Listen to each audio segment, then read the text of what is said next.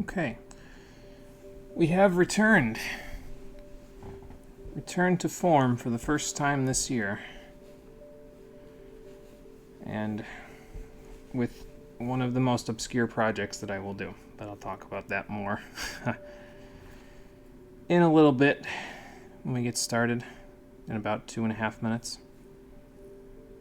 I swear my clock on this Nintendo Wii is running faster though. When I first set it, it was at speed with the normal clock, and that was like back when we did Mario Galaxy, I think. I set it to the normal clock time. And now it's like 5.5 minutes fast, and I don't know how. Maybe it's like ticking faster because it's closer to its demise, the Wii, that is. I don't know. But that's why I'm trying to do this project, so that way if it does die on me, it's like, okay, I've already accomplished most everything I want to do with this console anyway, so. It's a race against time. I don't know how long its heart will last. Oh boy. Okay. Hey, Conker, it's going good. How's it going for you there? Happy New Year, welcome back. We are just about to get started with a, from what I understand, rather obscure game. I don't know how many people... Actually, I know at least one person in the audience who will know what this game is, too, if Cole comes here after work. He's busy tonight, though. I think he's got his first... I think the Savage tier for Endwalker drops tonight for 14, so he's going to have his first impressions of that. So if he is here, he won't be here for the whole thing, probably. Although, this game is shorter, so I might end up not going over 2.5 hours a stream. So, we'll see. It'll last. It should be made of Nintendium. I mean, that's fair, yeah. And I only have 3 more games, including this one, to finish up on the GameCube, and then from there, that's it. There aren't any other Wii games that I particularly want to play. There aren't any other GameCube games I particularly want to play. If there are, I could just get Dolphin when I get a better computer. So, yeah, these are the ones that I own physically and that I want to play while I've got the hardware. So, thank you. Appreciate it. Yeah, guess who's back? Back again. I'm back. You can tell your friends if you want, but I don't know if they'll follow you here. Hello, Lifeblood. Happy New Year. Welcome back. We are just about to get started. I got about a minute out, and then we'll get going. So, relaxing for a bit before niece and nephew want to play. Sounds good. Sounds like a plan. Sounds like you'll have some fun. I'm sure they'll sap some of your energy, that's for sure, but I mean, it's for a good cause, so. Keeping them happy and entertained. Okay, I think I'm going to take a drink, and then I think we'll get this party started.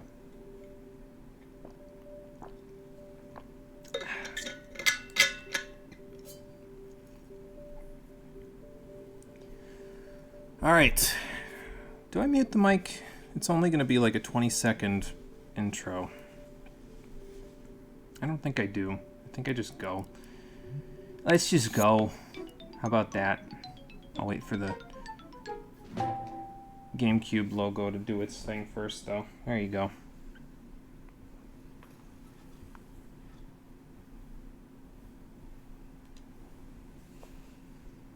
Yes, please, give me progressive scan so that the Elgato can have a freak out. Give me noise. I want no noise. There is no save data, but I would like to make some. Yes, please. Oh, good, thank you.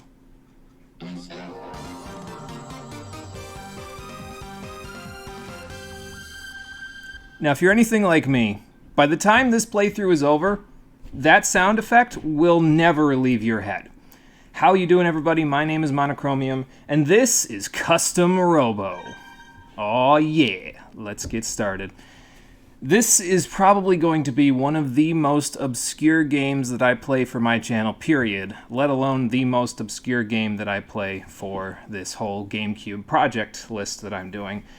At least that's the impression that I get from the internet, because Twitch doesn't have a proper tag for this game. The tag that you'll see below there that's referencing Custom Robo, it seems to switch between the N64 Japan-only version and this version at will, and I can't directly control it. So I don't understand what's going on. YouTube has a proper tag for it for some reason, but Twitch doesn't have any idea. So evidently it's very obscure. Not a whole lot of people talk about this one, which is a shame because I enjoyed this game quite a bit, and Cole played it a whole ton when he was younger, and I watched him play it. And I myself have only ever played it twice. Well, I mean, I've played versus mode with him a bunch of times, but I haven't played the story mode more than twice, and I've only ever beaten it once, and that was a few months ago as a test to say, do I really want to play this for the stream? And the answer was a pretty resounding yes. So yeah, we're gonna check this out. So hey John, how's it going? Welcome. Happy New Year. How are you doing? I love the Wii menu sounds. Yeah, it's got great little ambient music in the background. Yeah, it's pretty good. So the Pokemon Puzzle League game, yeah. Will I be playing Poke Park? I've never played Poke Park. I would consider it. I don't know anything about it. I'll look into it a little bit and then I would consider it. So we'll see. That sound was dangerously close to the first Metal Gear Solid Discovered sound. Yeah, just a little bit. The menu theme where you click on something, right? That sound, yeah. Just a little bit close. Yeah. It's pretty good. Okay, so we don't want any rumble. I do want to change the controller configuration, though, because I want to change up what button does what here. Because I find it easier, personally, to have the bombs and pods on different buttons. So this is going to be pod. There's pod. This is going to be bomb. I guess I could have just scrolled left, huh? This is going to be lock on. Yeah, this is going to be lock on, and then this is going to be charge. And it's a little...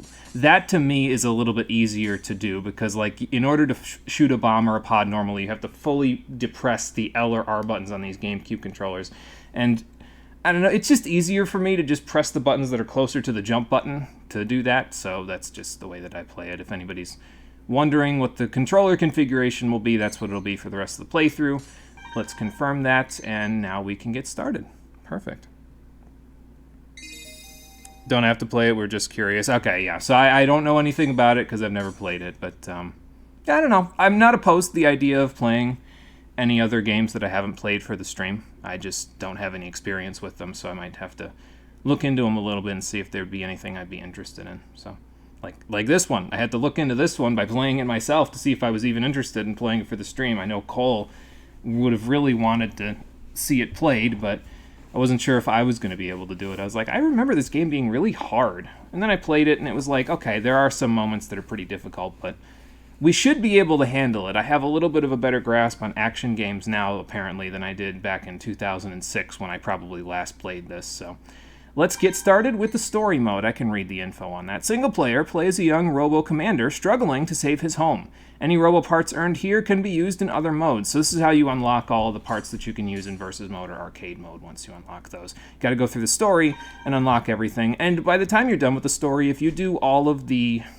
regular story stuff and then all the post-game stuff, other than the trophy cups, you will unlock all of the regular parts. You unlock all the illegal parts by doing the trophy cups. You may have seen the thing saying illegal parts on the options menu there, but that's something we'll get into later because I actually won't be doing the trophy cups personally.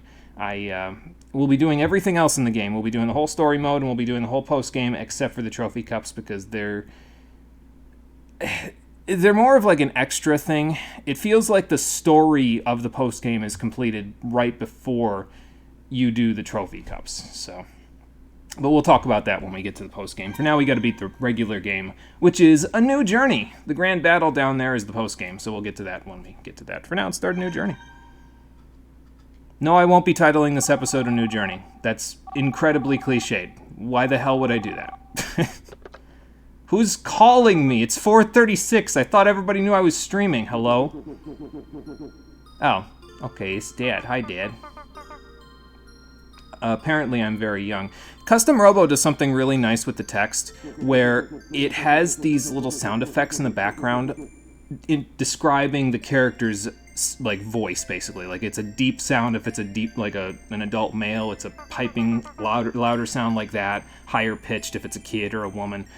it skirts the need for voice acting while still having quote-unquote voice acting and letting you know what the characters feel like, so it's pretty good. We'll talk more about it later when they do more stuff with it, but it's an interesting workaround, and probably the best workaround I've seen a video game do, so. Yeah, there's no illegal in war. Names the episode that anyway. It's kind of like how Undertale does it with sound effects, where it has sound effects in the background instead of voice acting, so.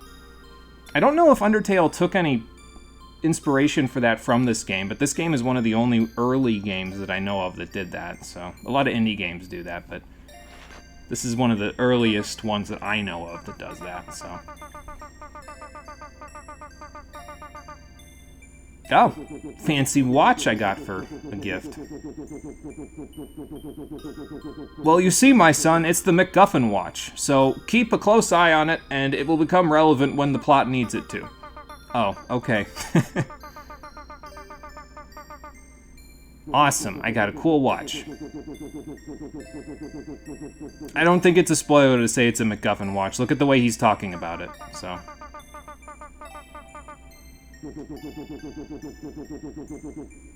Okay, what's that? Not even when I go to the bathroom? I hope it's waterproof. I'm never gonna wash this hand again. Or, wait. I get the feeling Dad is about to step out to get milk, if you know what I mean. Because he's talking like that, like he's never gonna see us again. Of course, he's a little kid, wouldn't know that, but, you know. Talking sound is just like Azrael's. Yeah, the kid talking sound, yeah, it is pretty similar to Azrael Dreamer's talking sound, yeah. So. Oh, must have gotten a business call. Okay, fair enough.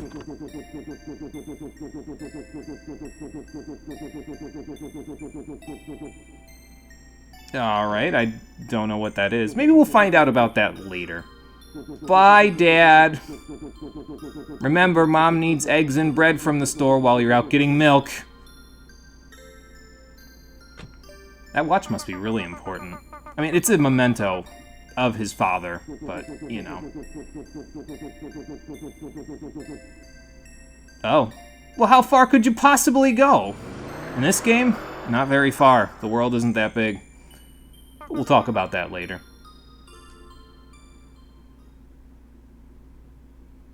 Turn into a god of hyperdeath. Maybe later on, depending on how good of Robo parts we get, we might turn into a god of destruction, so.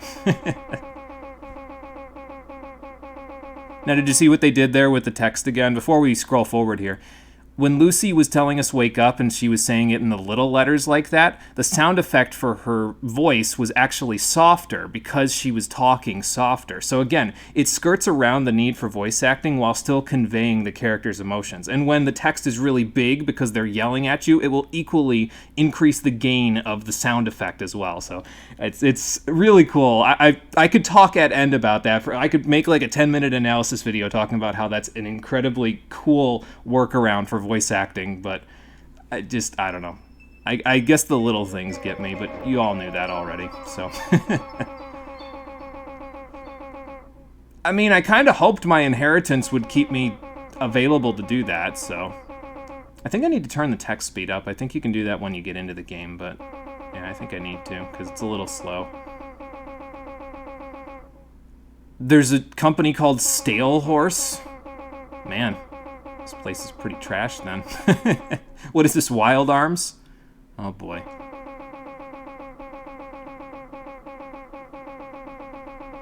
Yeah, I'm getting out of bed, Lucy. Hold on. Ah, okay. So the name of the company we're going to go take a job interview at is called Steel Hearts. Cool.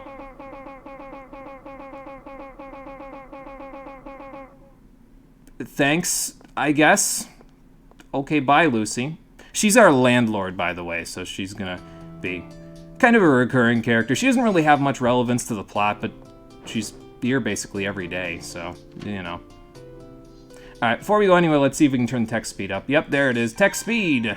I think fast is good. I think very fast is basically like instant, but you don't get the effects that I was talking about where you hear the text increasing or decreasing in gain depending on how the characters talk, so yeah. That watch has plot armor. It can't be damaged until the plot demands it. You're probably right, Conker. It's probably true. Talk about it for 32.5 minutes and we will be good. Yeah, that was fast. Well, you know, I chatted about it for about 10 minutes here anyway, so... Kind of a nice view out there. The whole city is very artificial, as you'll see soon enough, but, I mean, it's not a bad view for everything being artificial. This thing here is going to be important, but at the moment it has no part data, so we'll have to come back later when we get some part data. But we don't really have part data right now. The game's very finicky, by the way. You can kind of like swivel and turn on a dime with the control stick. So if you ever see me like swivel really quickly, that's why. It's not intentional, it's just very picky. There you go, that's a little bit better. Yeah, I have an anime outfit on. It's pretty fantastic, isn't it? Well, I mean, you've known me since I was a kid, so I'm not really shocked. Oh, yeah, I guess that's fair. Yeah, so apparently the little blurb that we had with Dad before this about the watch was a flashback or a dream sequence that he was having, and we just got a letter saying that he died, which, yeah,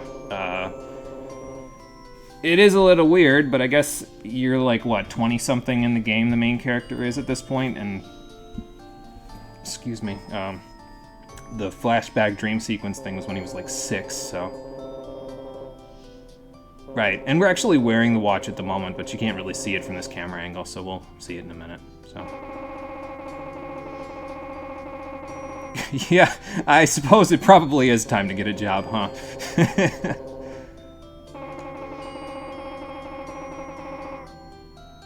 Fair enough, yeah. I mean, that's what he did, so I guess I'm following in the family's footsteps, so...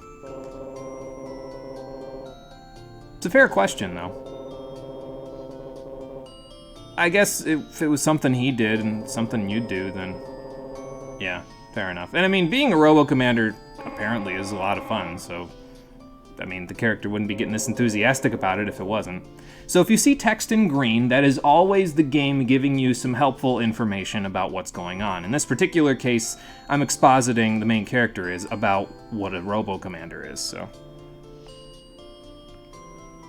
Terrible outfit for a job interview. Yeah, the jacket's a little small, so be a bit of a problem. Is it wrong of you to expect a desert because of Pokemon Stadium?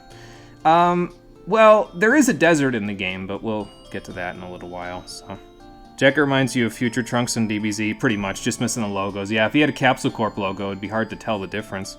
Hey, Marie, how's it going? Welcome. Happy New Year. I didn't say it wasn't Custom Robo. I just said Cole would be the one who would want to play it. And I also said that it's a game that I've only ever played twice and beaten once, which is all true. So, I just skirted the issue. I circled around it. I should be a politician. Anyway, so Commander is a person who controls a custom Robo. And Lucy knows nothing about that, so, you know. Alright, fair enough. Yeah, here's some advice. What can I do in a job interview? I've never had one. She's never gonna get Steel Hearts right, is she? But yeah, you can chat it up with Lucy, but I don't think she has anything else new to say at the moment, so... It's pretty much just, hey, here's where you gotta go, so... And also get Stale Horse wrong. Don't think we can go in her office, though. Okay, fair enough. We'll get into her office and also into room 101 here later, but... Yeah, here's our room right here. We get special treatment. We get a red door. Might finally get your legal name change off the ground. Finally, it's nearly been a year. Nice! Congrats! That'll be cool. Be worth it so that people can refer to you by the name that, you know, defines you. Finally. So that was the world map we just walked across. Sometimes they automatically walk you to the place that you need to go, and sometimes you have to walk there yourself. But, yeah, in this particular case, they're just going to take you straight to Steel Hearts, so... Hey, man, what's going on? Oh, good. Everyone dresses almost as crazily as I do. I guess I'll fit right in. Yeah, that's me. Oh, okay. I love how the arrow just stays there, too. This game's script and also some of its plot elements are actually very humorous. Like, I'm surprised at how funny the English script is for this game. It's a lot better than I remember it being, but there's a lot of really silly moments in it, so just be prepared for that. We're going to be having a lot of laughs while we're at it, so. Yeah, the hero's home. The PTSD starting to flare up. Oh boy, from hearing the music. Oh boy. Okay, let's have our interview. No, this is my first time. See what I mean about the gain on his text when he's yelling at us? It's fantastic, I love it. No, I can't afford a Robo. Because if I could, I would have bought one already. Yes, that's exactly right. So, thanks! That's definitely helping. Rub the salt in the wound, why don't you?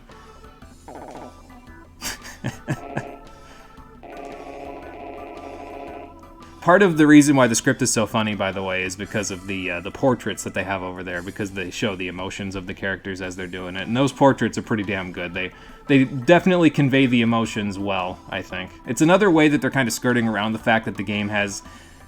It can't really rival the look of a portrait yet with the polygons that they're using. So instead of that, they have the polygons do something, and then they show an emotion in the portrait there. So it's another workaround, and again, I like what they do with this, so. Well, okay, I guess that's fair. Most places want experience first, so...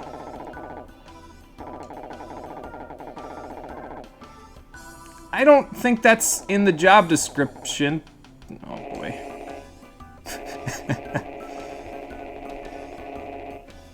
Oh, okay, so where do I get one? Maybe I'm a good cook. I mean, I'd like to believe I'm a decent cook in real life. Not great, but... Oh my god. I mean, isn't that the sinister spatula up there on the wall, that Marv guy? He looks like that'd be his villain name. Look at that guy.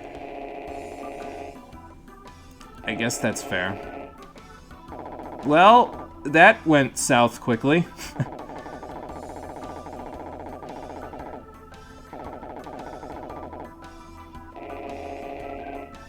Oh, okay, fair enough.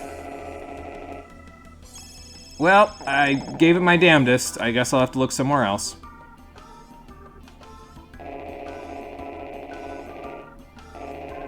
Oh my god. Look at how he lit up. Oh, I don't know who it is on that side of the phone, but he is definitely a fan. Shh. You know they're gonna hear you slamming the phone on the desk like that. Good lord.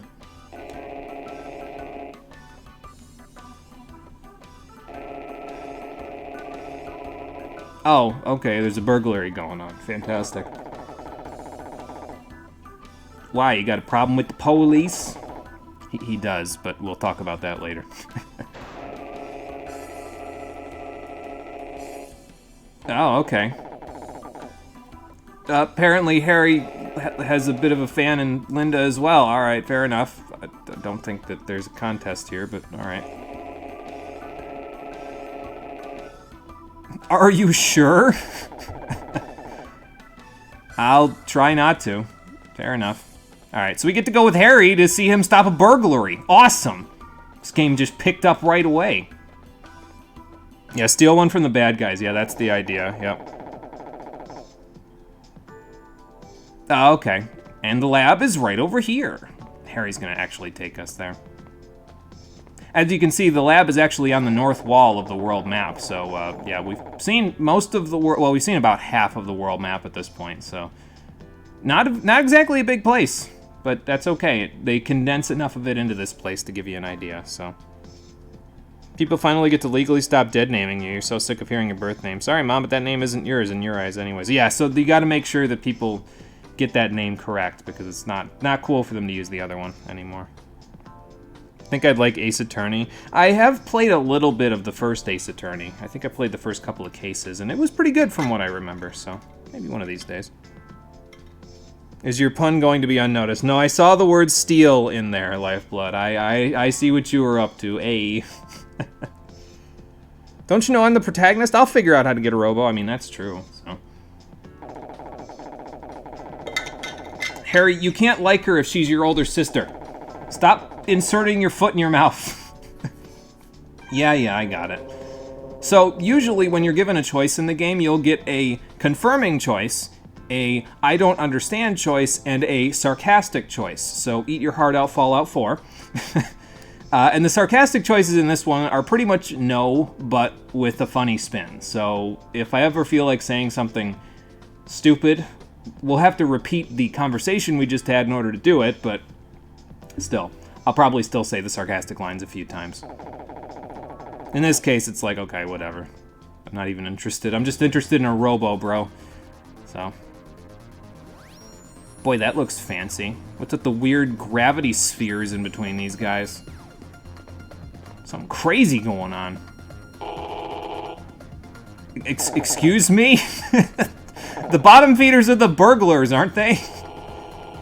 Maybe those are, like, similar in the Japanese text. Like, maybe they have similar kanji. I don't know. I also started another big AF step for you. You're learning how to do your makeup. It's something new and something difficult. Oh, boy. Yeah, makeup, from what I understand, is pretty tough. So, good luck with that. Hopefully it all goes well. I wouldn't have the first idea where to start, so I give you a lot of credit. Dang, bottom feeders? Man, they're hitting the literal bottom of the barrel here. Yeah, Siscon, uh-oh. Indeed. You want to bet the protagonist is going to try something? Oh, probably. I mean, it's me we're talking about, so even if he wasn't going to try something, I'm going to try something. Okay, then I'll just leave and let you do your job. How about that? And you won't do your job because you're the police force, and this is a video game, so of course the police force is incompetent. Kind of. Actually, someone did, yeah. There she is. Man, that's a pretty interesting lab attire. I guess the coat is all you really need, but, you know. Okay, fair enough. Ah, okay. Well, how did they figure out that it was there if it was top secret? Do you have a mole? I guess that's a mission for another day. Well, yeah, we don't want that to happen. Okay, fair enough. You got a lot of confidence in Harry there, Linda. I mean, I would imagine he's probably halfway decent, so. She hired all the best, and that apparently includes Harry. Fair enough. How can you tell? I mean, I guess this guy isn't fighting that other crook. There was that random crook just standing over by the truck there doing nothing, so. Yikes, shots fired there, yeah, I know. Bad laboratory practice you see here. Yeah, I hope she's not working with any toxic chemicals, because those fishnet tights are not going to work for that at all. Wish Twitch would stop recommending people streaming Power Wash Simulator. It's kind of like subliminal messaging, usually resistant to that, minus the time you subliminal to yourself. We don't talk about that one, oh boy. She hired the best. And Harry, yeah. That's about right for Harry, actually. So, he's not bad at his job, it's just... Well, he's probably better than these cops are, but in most cases, but you know. Okay, I'll see what I can do.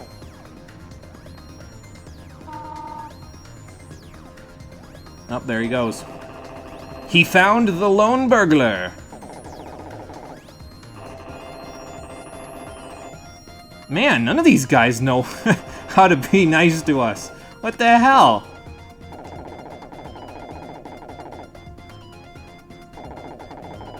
Oh my god. Get him, Harry!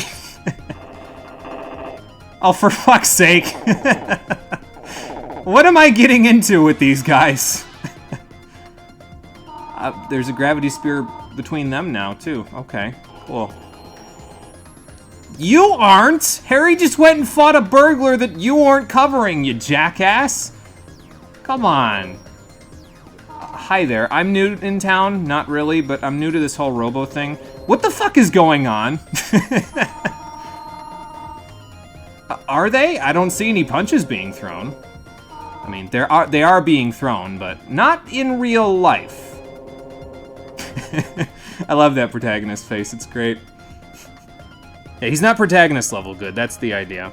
What do you remember? Operating Robo is actually kind of tough to do. It's very mentally taxing, if I recall the game's text correctly. They tell you about it later, so we'll find out. Oh, is that what the little gravity sphere things are for? As it turns out, yes. She's going to tell us, but inside those little gravity spheres is a very, very small grid.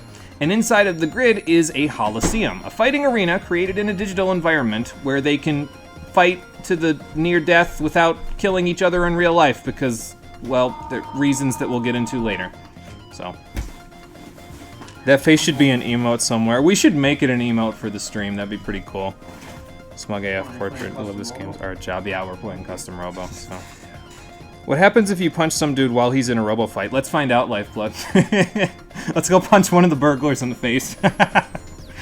Oh boy. But yeah, anyway, so you fight inside of this little battlefield instead of in real life. Oh, that is a good question, actually. Well, considering the size of the Holosseum, Rayo 1 is probably pretty tiny. Ah, okay, so this is why we wanted that lone burglar to be taken care of, because behind Harry is the cube that Rayo 1 is being kept in. Actually, no, yeah, this is my first day on the job. Well, actually, it's not even my first day on the job. I wasn't even hired. They took me with them to scare me. I think. Yeah, just run up and Falcon Punch! Pretty much, yeah. Are there any left to fight?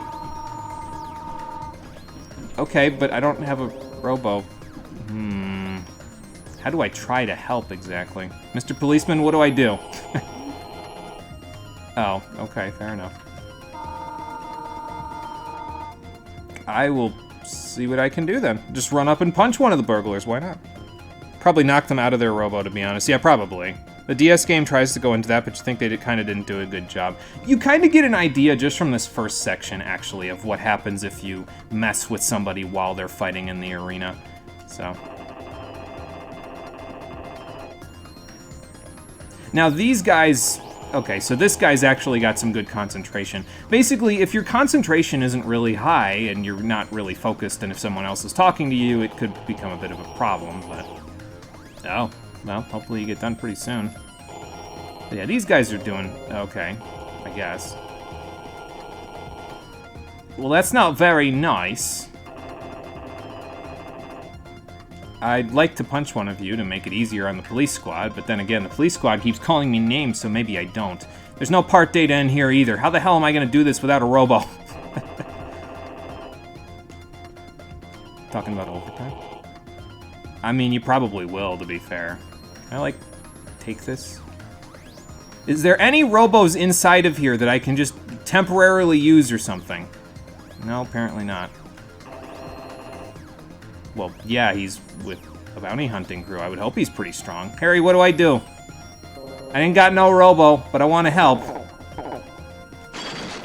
Ow. That's what happens if you lose your concentration in Robo battle. You get fucked up.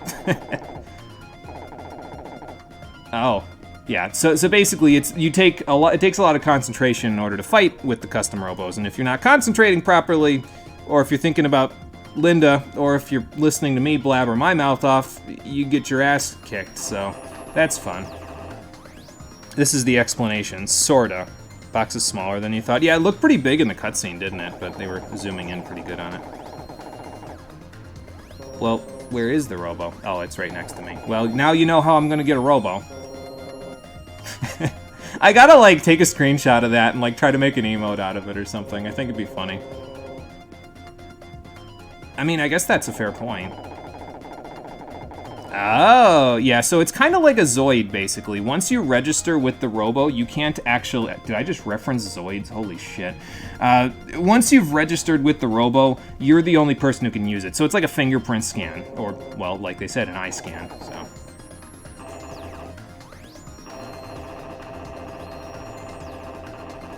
I mean, that's fair, but I'd like to beat you up if I can, so...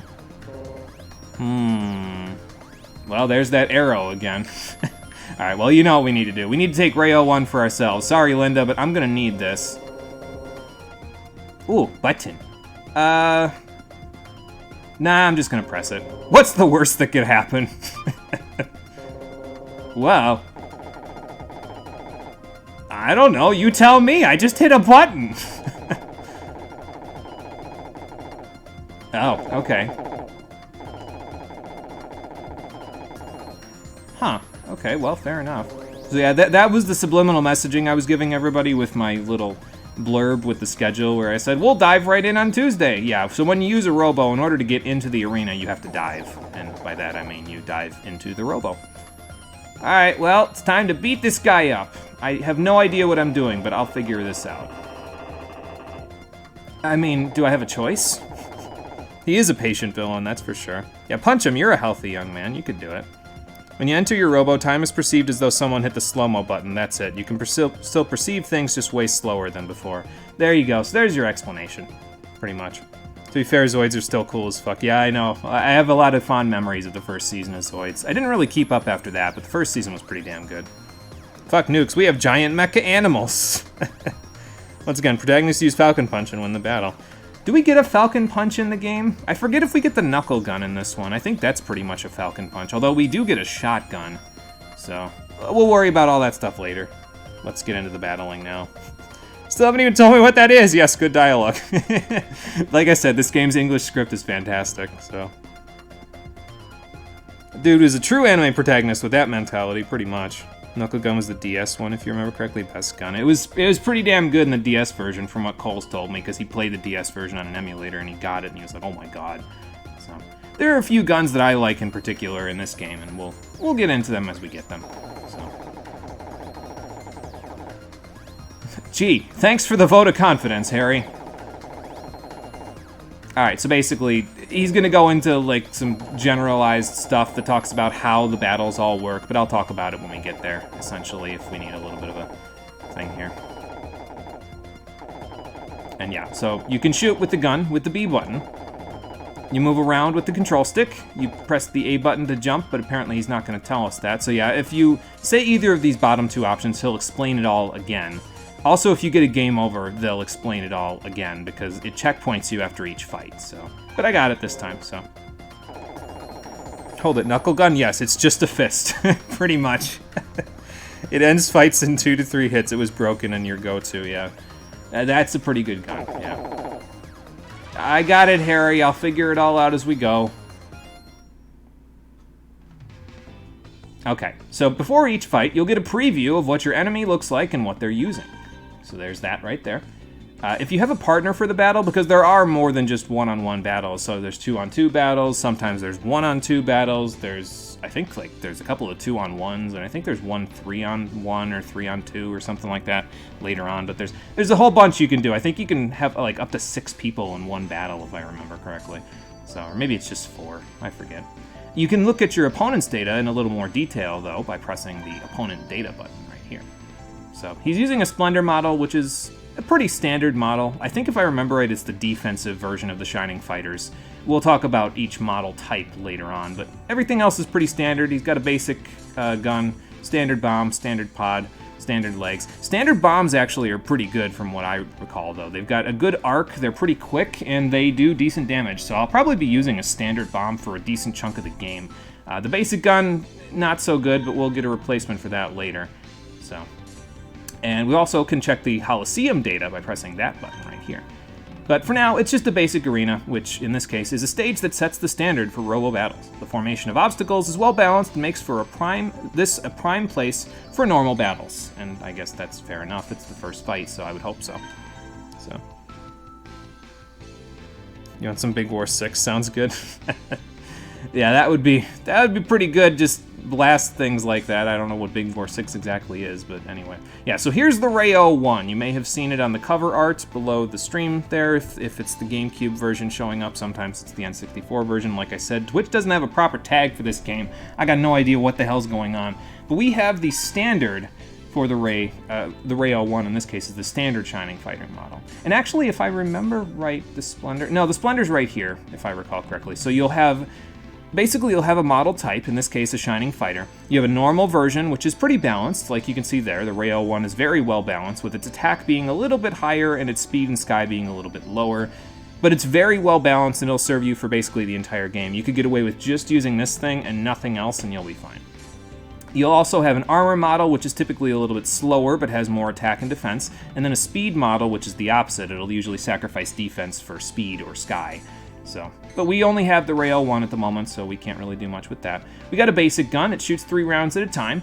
It has medium range, so we'll work with that. We got a standard bomb. Like I said, it'll shoot 1 bomb at a time. It's pretty quick. It's got a good arc, all that stuff.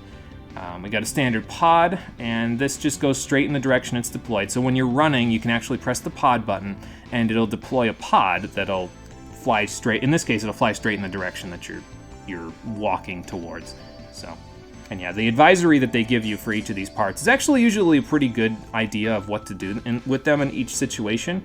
In this case, you're going to want to use your pods to kind of flank your opponent to force them into getting hit by your basic gun or your standard bomb. But the Robo battles in this game are actually really interesting, and I don't think I need to talk too much at length with them. It might be easier to just show you, but we definitely don't want the standard legs. They have no augmentations of any kind. They're just there for armor, and we'll replace them eventually. But for now, we got no other parts, so we'll go from there. You can also get some strategic advice by going right in here, and they'll give you some basic instructions, and basically anything that the NPCs have told you about at this point, you can get from right here. I'll talk about it as we go, but for now, let me take a drink, and then we'll get started. Yeah, standard, as the name implies. Yeah, there you go. We'll just set up in the DS game. A Shining Fighter model, Knuckle Gun, Geotrap Bomb for zoning, Beast Pods for zoning, Ground Legs for better ground mobility. Shouldn't jump unless you're committing to an air dash. Yeah, I don't personally use the Geotrap in this game very much. It's pretty good as a bomb, but I find it's a little bit better in my case. It just...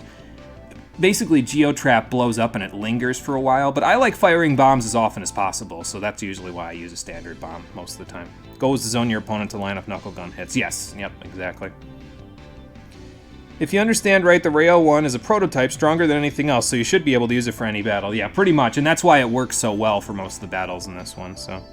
How do you think you felt when the final boss had a modded Knuckle Gun with more range and better air mobility to counter your Beast Pods? I hope you had a long-range gun as backup.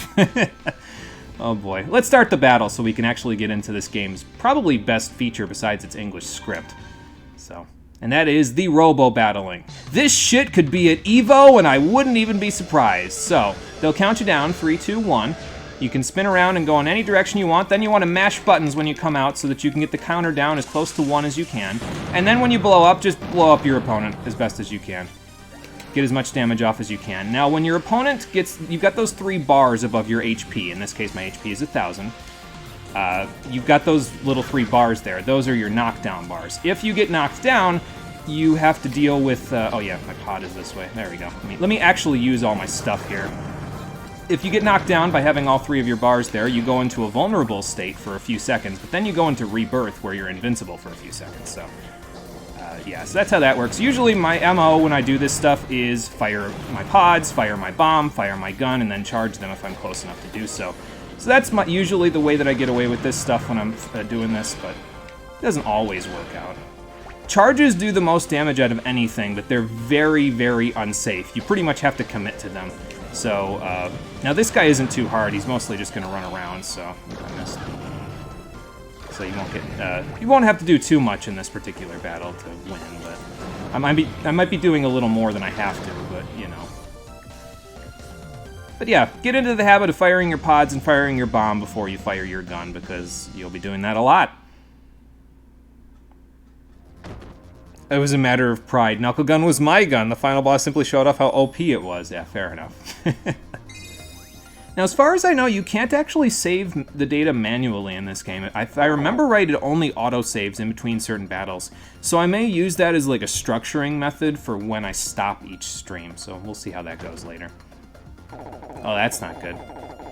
But yeah, so for now, the battles are going to be pretty simple, but it gets a lot more complex later on, and we'll be making a lot of interesting... I like it because you have to make a quick decision in battle while also committing to attacks. So we'll figure it out more as we go, but it'll get more interesting than just what you saw there later. So for now, let's figure out what's going on with this police guy there. Yes, that's a fun word. Stingily. Nah, you're good. I'll back you up. Yeah, you do. You lose and you get knocked the fuck out. You get knocked flat on your ass if you lose in this game. It's pretty bad. Definite concussion happening there. Hate it if the tutorial enemy does nothing. Well, it was just so that you get used to the basic controls. These guys are all tutorial enemies, unfortunately, so they're not going to be too hard, but we'll get more difficult opponents later, trust me. Alright, fair enough. Got any other advice, Harry? Let's see what he's got this time. So his buttons are going to be the default buttons, not based on the buttons that I switched to. So basically, like I told you in the last battle, you're going to want to get into the habit of firing your pod. You can fire your pod while still moving around, which is why it's a very nice spacing technique, and that's why you want to get in the habit of doing it as much as you can. So, and your bomb fires basically like your gun. You're committing to an attack when you fire either your bomb or your gun, but your pod is pretty safe, as long as you don't run into it yourself. Believe me, that happens more often than you might think. So, yep, got it, Harry. And yeah, like he said, that's why you don't want to run into your own pod, because you'll take damage. So don't do that. And if the pod has an additional effect, like some of the later pods in the game, you'll also take damage from that additional effect. So yeah, be careful when you're using pods. Generally, you want to use them, like I said, as a spacer. So you want to fire them to flank your opponent, and then you want to run in the, like, basically perpendicular to them so that you don't run into them. So. You're supposed to be washing dishes. Stop being entertaining and keeping you from doing chores. No, stay and continue to be distracted. Oh boy. Sorry, I'm just explaining the ins and outs of the battle system here, so I'd like to get that out of the way now so I don't have to do a lot of explaining later. Okay, so our next opponent has a metal ape, a metal grappler model. We can't look at the actual data for this one, but if I recall correctly, this one has a lot of defense, and I mean, I guess that makes sense. Look at how swole it is, so. But other stuff, we've seen all this stuff before. It's pretty basic stuff. He's going to be pretty slow, but he has a lot of HP, if I remember correctly. So yeah, we're going to have to figure that all out. Not that there's much for us to do, because I don't think we even got a part from the last battle. So, but we're in the basic arena again, so let's see what we can do against a little bit of a tougher opponent. My god, you're all the devils on my shoulder. Yeah, pretty much. So what I like to do before a battle begins is I like to see what the number says while I'm inside of the cannon. If the number says 3, then I'm screwed, basically, because that is the worst possible number that you can get when you're sitting in the cannon, because the gauge will always tick over if you do that. So, ooh, nice, I hit him with a pod. Oop, that's not a pod button. Let's go this way since I flanked him that way. Do that, fire the bomb. Oop, he's got a little more offense than I do, so I should probably be a little more careful. There we go. And by being more careful, I mean fire my charge, but see how I'm not knocking him down with even 2 of my basic gunshots. So you gotta be a little careful with this model. They take a lot of damage. They can take a lot of punishment before going down. So. There we go. But you see how I flanked him with the pods and forced him to move in a direction that would allow me to shoot him? It's a general strategy that I like to use, is kind of use the pods to flank them, force them to go into a certain place where they're kind of trapped, and then use a bomb or gun in order to take them down, so. You know, Harry, you could have just given us some backup instead of running off your mouth with tutorials. It's part of our jobs while you're... Oh, part of our jobs while we're here on the stream. Yeah, fair enough. And he could help us and make it 2-on-1. That would be pretty good, but I don't know. Well, there goes that guy. And this guy. Are you gonna catch it from the hospital? Good lord, man. Well, that means you're only slightly better than nothing. Oh boy. Alright, so what do we got? So now Harry's gonna teach you how to jump. If you haven't jumped so far, I don't know what you're doing, but also there's a charge. If you haven't charged so far, that last fight was probably pretty difficult for you, but yeah, so there you go. You can kind of jiggle around a little bit while you're downed, by the way. That allows you to get up a little bit faster, so. Yep, got it. And yeah, you can't charge while in the air. Some charges do move you up into the air or let you come down from the air to the ground, but you can only ever start a charge from the ground, so.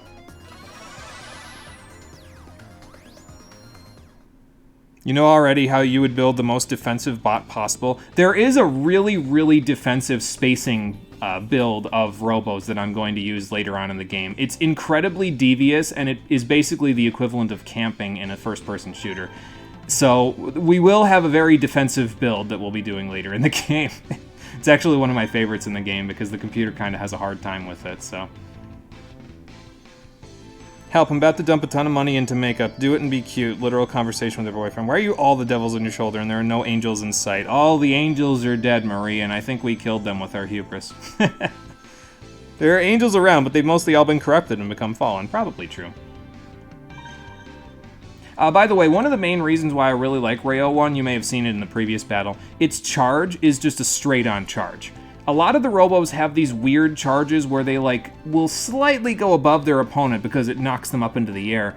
And, I don't know, I just like a charge that goes straight, to be honest. It's just easier to deal with, I think, than trying to deal with, like, spacing and using a charge in the air. It's, I don't know. To me, it's weird to use a charge that's, like... Basically, if it's not a straight-on charge, I can only ever really use it when they're downed, and that makes it a little bit easier for me, so... More defensive than that. Defense only, yeah. Acrobat bomb and a bunch of other stuff we haven't seen yet, yeah. Fallen Angels, Knights in the Nightmare? Maybe. Okay, so this is a different type of standard bomb. It's a standard F bomb. So what the little suffix there, the F, refers to is what the bomb does with its payload. So a standard bomb has a different type of payload. So in the standard F's case, it'll blow your target sideways, whereas a regular standard bomb will blow the target back diagonally. So there are certain bombs that do certain things that are a little bit, and certain pods as well, that do certain things that are a little bit easier. Like, for example, if you have a Robo that is very short-ranged, you want to use a bomb that blows the enemy towards you so that you can get them into short range where you have the advantage. But that's not something that we can really do yet, so we'll go from there. You need to show us all Knights one of these days. You need to see our reactions. I have not played Knights in the Nightmare, so I'd have to take a look, yeah, and see. Get hit by a bomb and take only 1 damage. Boy, that'd be the dream. Bombs in this game do pretty damn good damage, so. All right, what do we got for time? 5. Okay, that's actually good. I'm not going to press any buttons. Rotating the control stick does not decrease the timer, by the way. It's just mashing the face buttons, so. Oop, that's not good. Though. Alright, I was kind of hoping for that charge to, you know, actually do something, but... There we go. But yeah, see how I'm using the pods to kind of go around them? And go like that, so... I did it again. But yeah, so you fire the pods, they go around the walls, basically, and that's the idea, really. Just use them as distractions, and then blow them apart, like that. You gotta kind of direct the pods for now a little bit, though, but, it's okay. Wow, I almost ran into his pod just there. By the way, those little squiggly-looking things in the middle, those you can actually destroy with enough shots, but, well, we don't have enough shots to do that just yet, but if you blow them up enough later on, they'll actually get destroyed by stuff, so that's kind of cool. It's a little cooldown on your bomb, by the way, so don't expect to be able to just fire it willy-nilly. You gotta wait for the whole payload to go off the screen before you can fire it again, so. But yeah, sometimes you'll get away with not even using your gun. You can just use your pods and your bombs, and they don't know what the hell to do, so. So. Gotta go play with niece and nephew. Alright, Conquer, sounds good.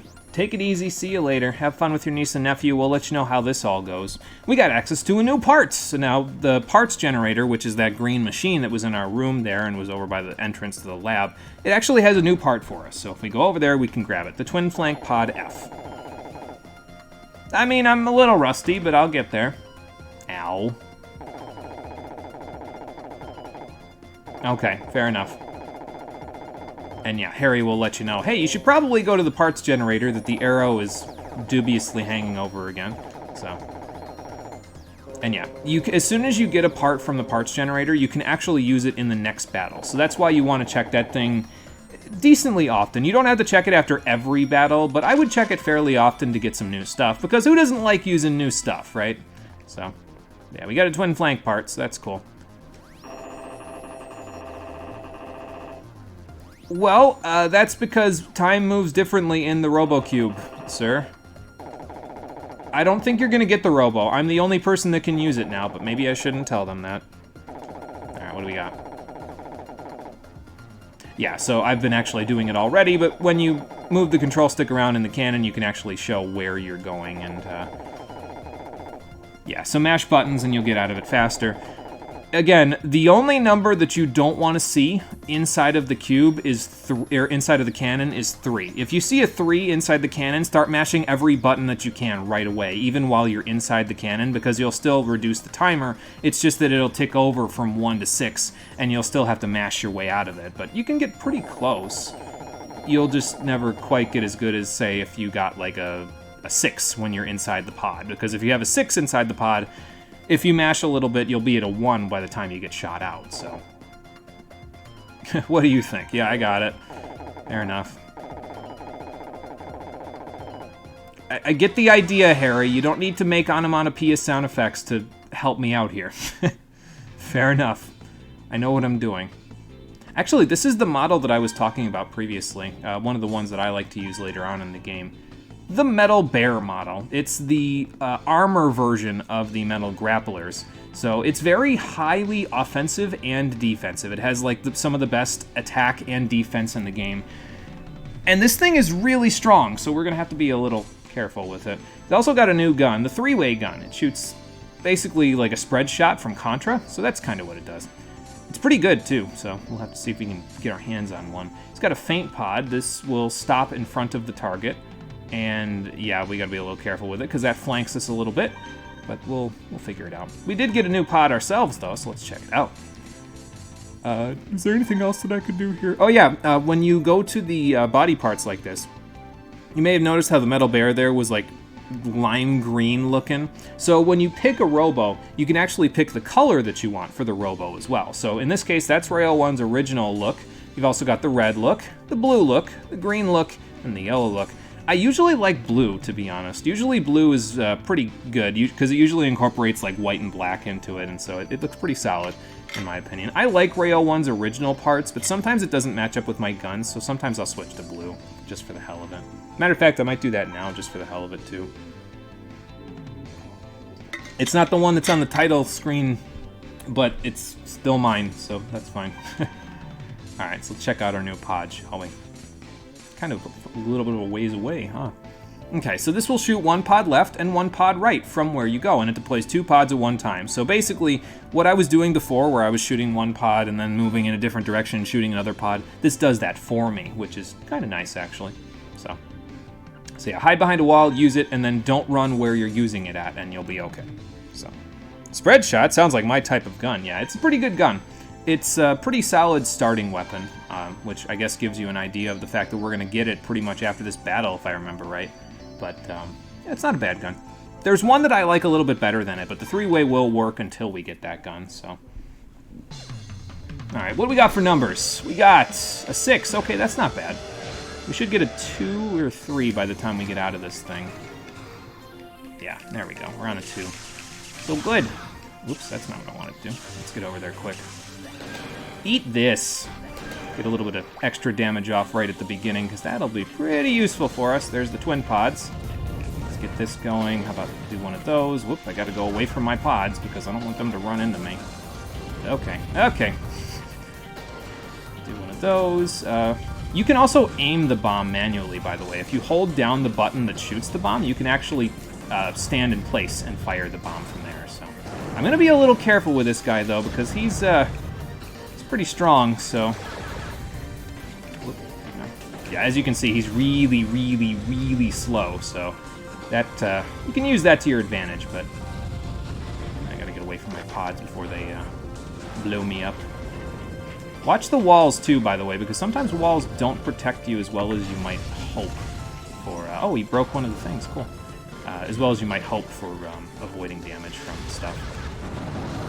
Okay, well, we got a hit off. I don't know if I can keep exchanging like that, though. This guy's pretty strong, so I'll go in for the kill, but... Oop. Oh, that's not good. Oh, I broke a thing now. Alright, let's go back to defense, shall we? Get away from me, twin pods. Ow. Oop, that's not gonna work. Alright, let's see. Get pods up, get that going. I'll use another one. You slowly regenerate armor, by the way, for knockdown effects as you go, so... As you can see, he's not really using his gun very much, but... Well, if he was, he'd probably be winning right now, so... There you go, there, he's using his gun now. Goodbye. So yeah. His setup was a little bit strong, but he didn't really use it for very much. The AI in the beginning of this is a little iffy, but we'll get into the AI being better. Probably within the first... The game takes place over a certain number of days, so probably within the first couple of days we'll get an AI that's, like, more competent than this. This is just the tutorial, so they're just trying to show you, here's what you can do with the stuff. So, speed is 100% of the time overrated in all games, even Sonic. I mean, defense in this game is really good. That's why I mostly use the armor models in this game, because the speed models in this one just don't have enough defense to last in most cases for me, so... I like the armor models better. It's better to have more defense than more speed in this game, so. Alright, well, we did it. We took care of the burglars. Not a bad first day on the quote-unquote job, considering I wasn't really on the job. Hello there. Who is this lady? Well, obviously a member of the police force, but... He's not concentrating enough.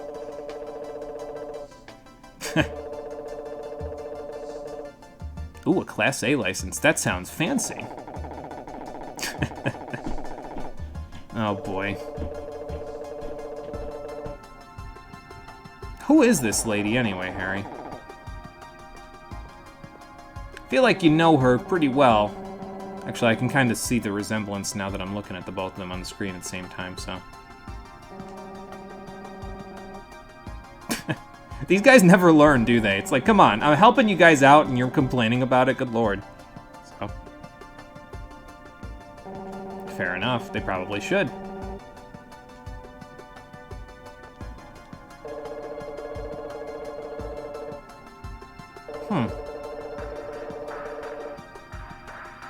Yeah, definitely some sort of family resemblance here.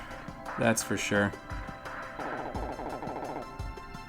Well, she's your older sister, so that's kind of the point. Yeah, so that was his older sister. I'm not going to say these other ones because, like, this is just ignorant.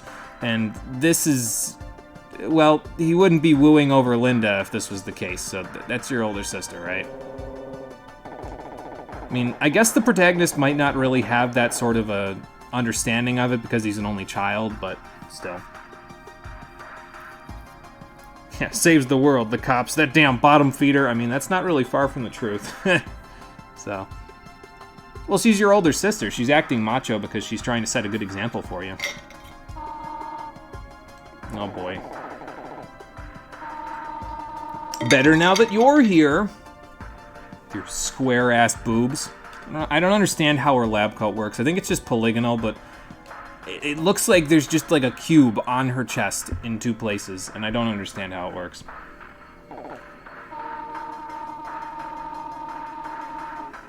But thank you for the vote of confidence. I will take that, so.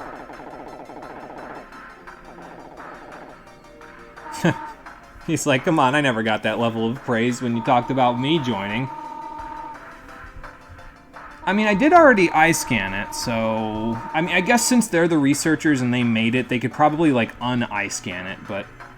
I guess she likes me enough to let me have it, so... And, you know, gather third-party data from me while she's at it, so that's cool. Well, he didn't want to hire me because I didn't have a Robo. Now I have a Robo, so... Oh, boy. That actually probably will be pretty funny when we walk in and he's like, what the fuck happened? What do you mean he's hired? Did Linda need to strut over? No, but she did it anyway because she's a girl boss. Lara Croft from PS2 or PS1 era. Yeah, pretty much, yep. It's that whole gist, yep. It's kind of funny to me, too, because, like, this game came out in... I think in Japan it came out in 2003, and it came out in the US in 2004. But, like, you didn't need to be square tits. Like, if you look back at, like... If I remember right, Skies of Arcadia came out in, like, 1999, and they had round tits on their women. This is a weird subject to be broaching, but, you know, broaching, not brooching. But, yeah, still, it's just odd. I don't know. Maybe it's, like I said, maybe it's just her lab coat. I don't know. What, do you think it would have been better than the one you have? Well, he's right. The one that he has, as it turns out, is the speed model of Shining Fighter, so... Yeah, Rayo 1 is better than his model. That's just my opinion, so... Oh yeah, we've kind of gone the whole entire day without naming our protagonist yet, have we? Haven't we? Sure. I'll finally name myself. This is the longest time it's taken a game to tell us the name of its protagonist yet, but we'll just go with the old standard. Jime. There you go. With a heart. No, it's fine. We don't need the heart every time. It's me. I'm in the game now. Are you sure this is the topic of discussion? Not square tits. Those are connected and triangular, so those are prisma tits. Oh, okay, yeah, fair enough. Fair enough. She'd have to uncross her arms so I can really look, but, you know. I guess you can get the same idea, though, from, like, the waist part of it, because it looks like a block. Her abdomen, like, it looks like a block from that thing. That thing is ironed to hell and back.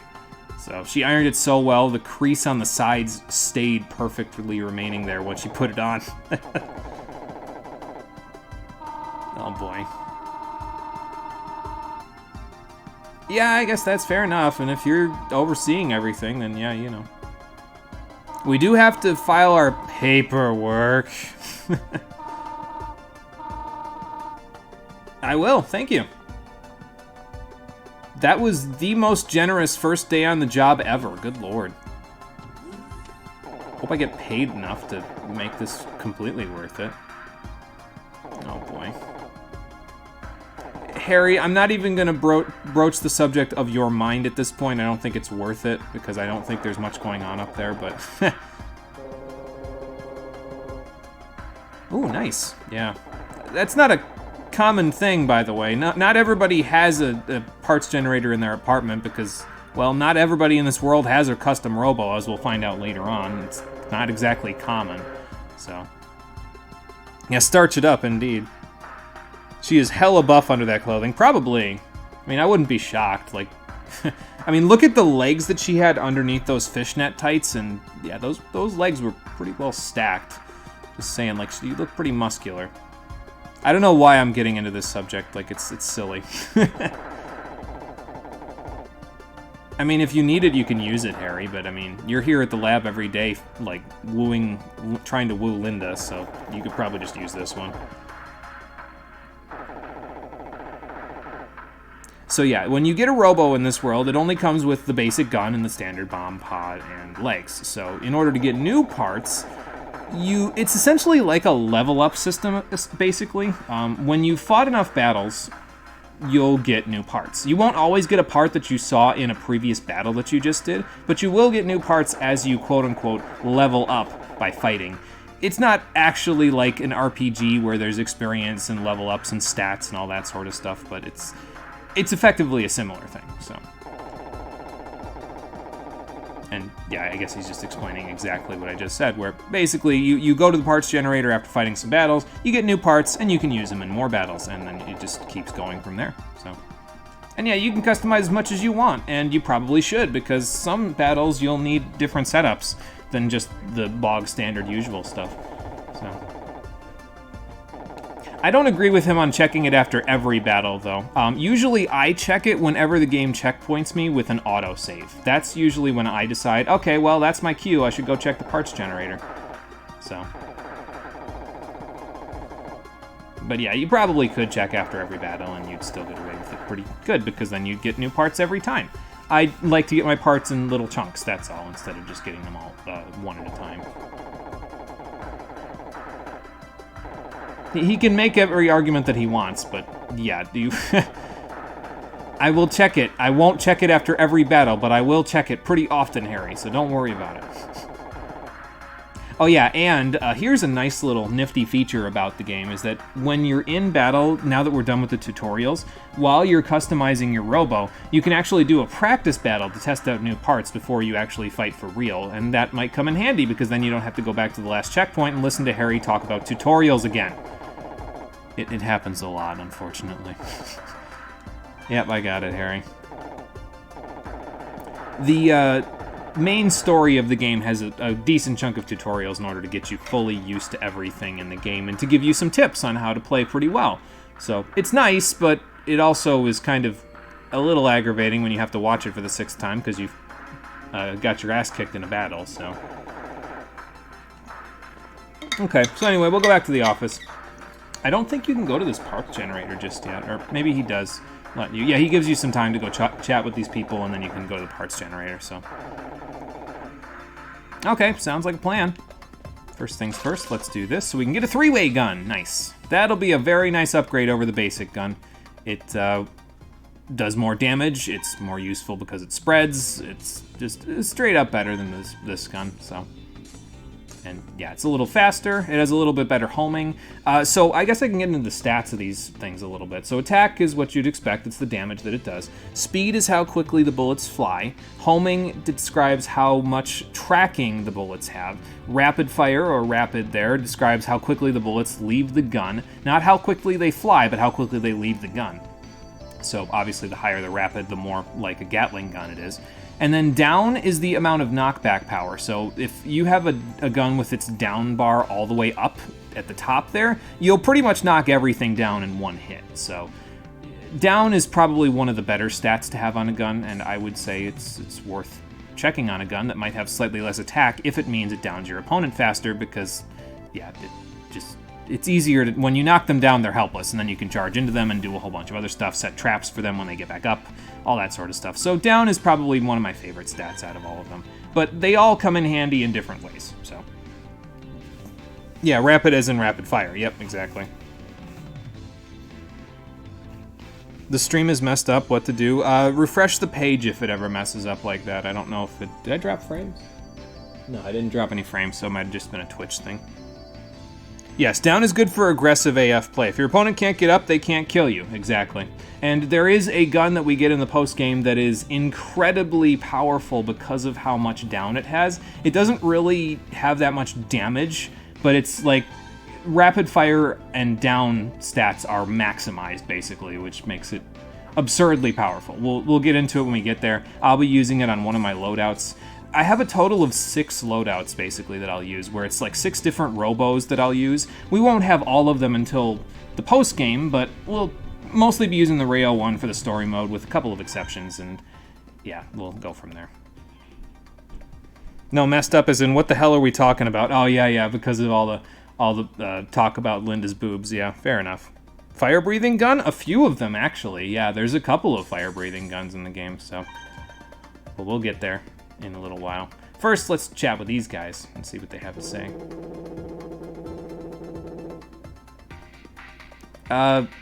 Yes, I did. Sorry, it was an accident. But yeah, so you register with the iScan, and now you're the only one who can use that Robo. So, nice solar panel layout they've got there. That's probably going to be pretty helpful.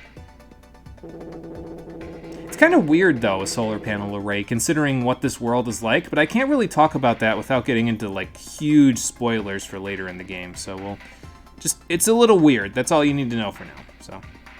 As in flamethrower? Yes, indeed, there is a flamethrower. And we will get it soon, so... Yes, actually, I did. I don't know about that. I'm asking you guys for additional advice, but, you know... Spoilers!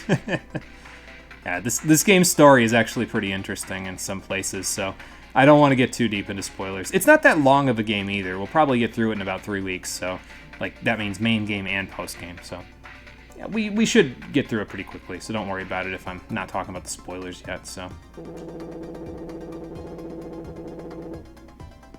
yep, and that's the quote-unquote level up system. Basically, as you fight more battles, the Robos gain experience, and they unlock the ability to use new guns. It's kind of, I guess, similar in concept to the license board from Final Fantasy XII, although you do that manually. The Robos do that automatically in this game, so yeah. Gonna assume short range. The flamethrower, yes. The flamethrower is short range, but it does a lot of damage, so it's a very good gun for the main story. It's not the best gun, but we will probably use it for a decent chunk of battles in the main story, so, because it's, I think the nice thing about the flamethrower, if I remember correctly, is that it's short range, but the flames linger, which is nice because a lot of the other short range guns don't have like a lingering particle effect that can damage things that run into them, basically. So, but we'll get it later. I have. Oh, okay, cool. So yeah, this is a government-funded research lab that develops Robos. Why are they developing tiny little robot things that could probably be toys? Who the hell knows? I do, actually. The game tells you later, but we'll get into that when they're ready to tell us. This is probably the more interesting one that we've got here, if I remember right, this tutorial, because, yeah, you can customize all the different parts. The body, the gun, the bomb, the pod, the legs.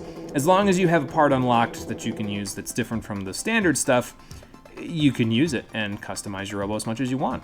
It's kind of fun, too, to, you know, customize different loadouts and just try different stuff, so. Yeah, and essentially, once you dive into a Robo, you're effectively merging your consciousness with the CPU, which has a few implications about the potential for that being damaging to the psyche, or, you know, there's some problems with science fiction. Certain science fiction books would like to have a word with the way this game does it, but usually it's not a problem in this game. When it is a problem, well, we'll get into that, so. Oh, this guy likes to whisper his stuff. Okay, cool. That's actually an interesting point there. So a Holosseum, it isn't just a battlefield generated by the Robos. It's actually made by the commanders that go into battle. So, and it's kind of random who ends up generating the Holosseum, but yeah, certain commanders cannot generate a Holosseum of their own. In our case, as the protagonist, it's one of our weaknesses. We can't generate a Holosseum of our own. That actually allows other people to generate them, and that's why the stages are so varied in this game. It's not just the basic arena, but yeah, it's just something you have or you don't, so.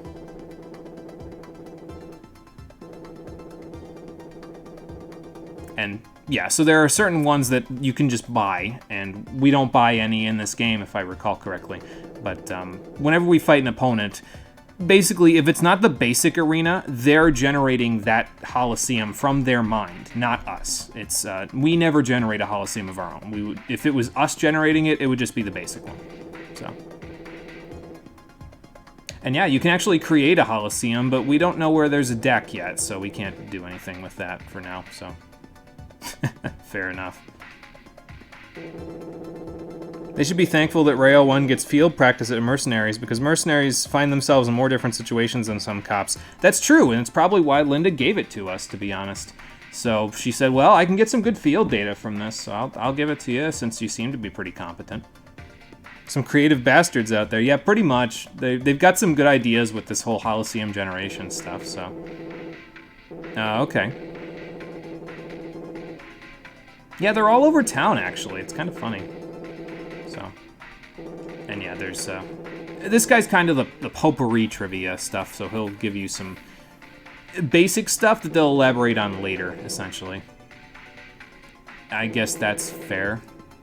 Thanks, I guess. Alright, Harry, I'm ready. Let me go home. Go on without me. No, let's go. I like laughing at the sarcastic options and then taking the affirmative ones, usually. I usually don't pick the sarcastic options, but it's funny to look at them sometimes, so. Okay. But anyway, there's a job well done. We could go explore a little more of the world map, but we should probably go back to Steelheart so Harry can do all his paperwork. Boy, it's funny how you change your tune now. Before this, you were coaching me like I was a complete noob.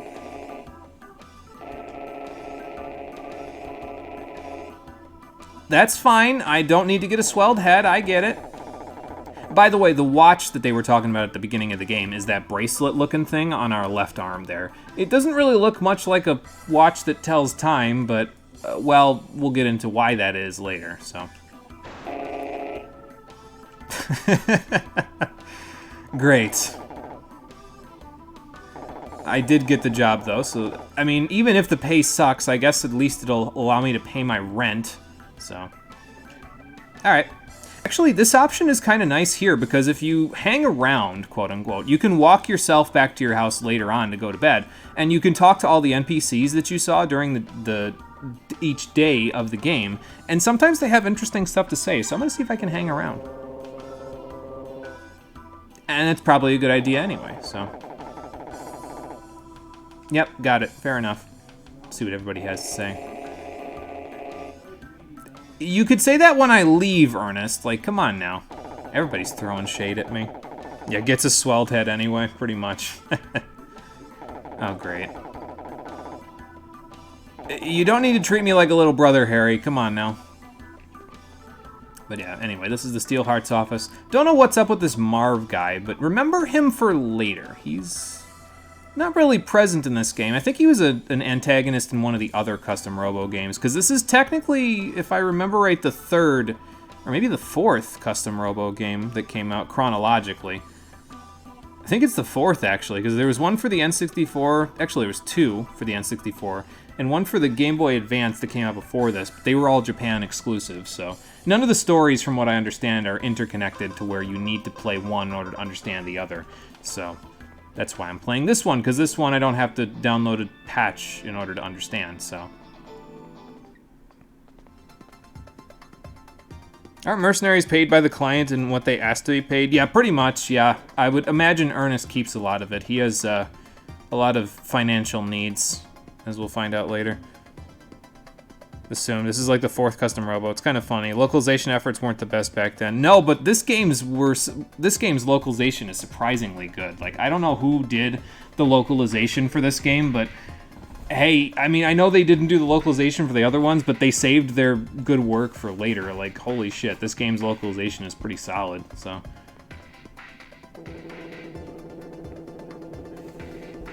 I think all the other guys just repeat the tutorial stuff that they said, so.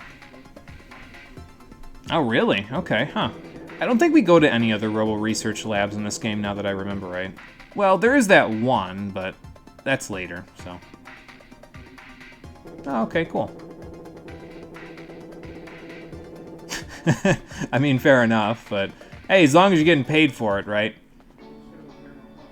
But yeah, not a whole lot to talk about for right now. I guess we can go check out the rest of the world map while we're here.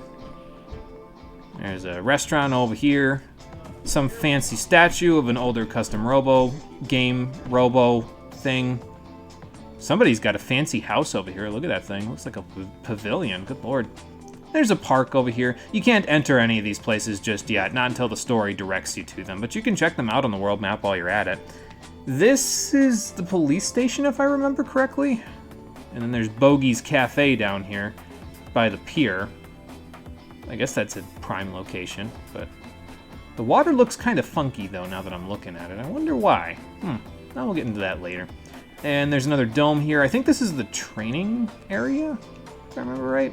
And then the main city proper, which is where most people probably live. We go to a specific location in here, though. We don't actually go to the...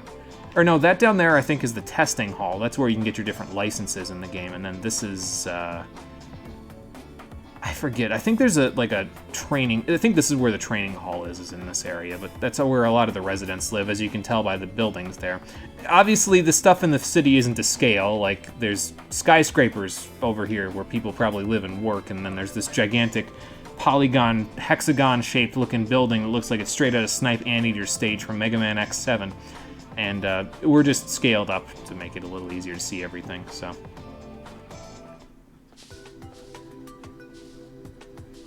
Greedy bastard. Yeah, Ernest has, well, like I said, he has some financial needs. Looks like some city created for small children. It kind of, in a way. It's structured similarly to that. It's... Well, we'll talk about it later. Lucy, I'm home! What the fuck happened to the training area? It's got a bit of a look to it, that's for sure. And Sclavia, hello, welcome to the stream. How you doing? We just got through the first day. I'm just running around and chatting with people, so. We did, in fact, get the job, yeah. That's what I'm hoping. Doesn't look like how you remember. Yeah, I don't know. It's, I usually don't look too deeply at it, to be honest. Usually I just look at the text that's directly in front of it, so maybe that's part of it. I don't know. It's sunset. How am I supposed to go to bed? I guess, would have been more appropriate to name the main character Cole, considering he probably went to bed at 4 a.m. every day before he got the job. Sorry, Cole, I guess I'm throwing shade at you. Anyway, we can go to bed now, so off we go. And the game will save. Like I said, I'll probably structure the end of the streams based on when the game auto-saves, but I think we should be able to get through the first couple of days today. We've got about 45 minutes before I'm going to want to start thinking about calling it a day myself, so. I guess I overslept. Oh boy. Good to hear you're doing fine. That's good. Let me just quick change my clothes, and there we go. No new part data today, right? I didn't like level up in my sleep? No, that's not how it works, so don't worry about checking the generator in your room unless you forgot something from the previous day. Which is possible. Sometimes you might not go to walk around like I did. Sometimes you might just go straight to bed, so. Yes, I do, thank you.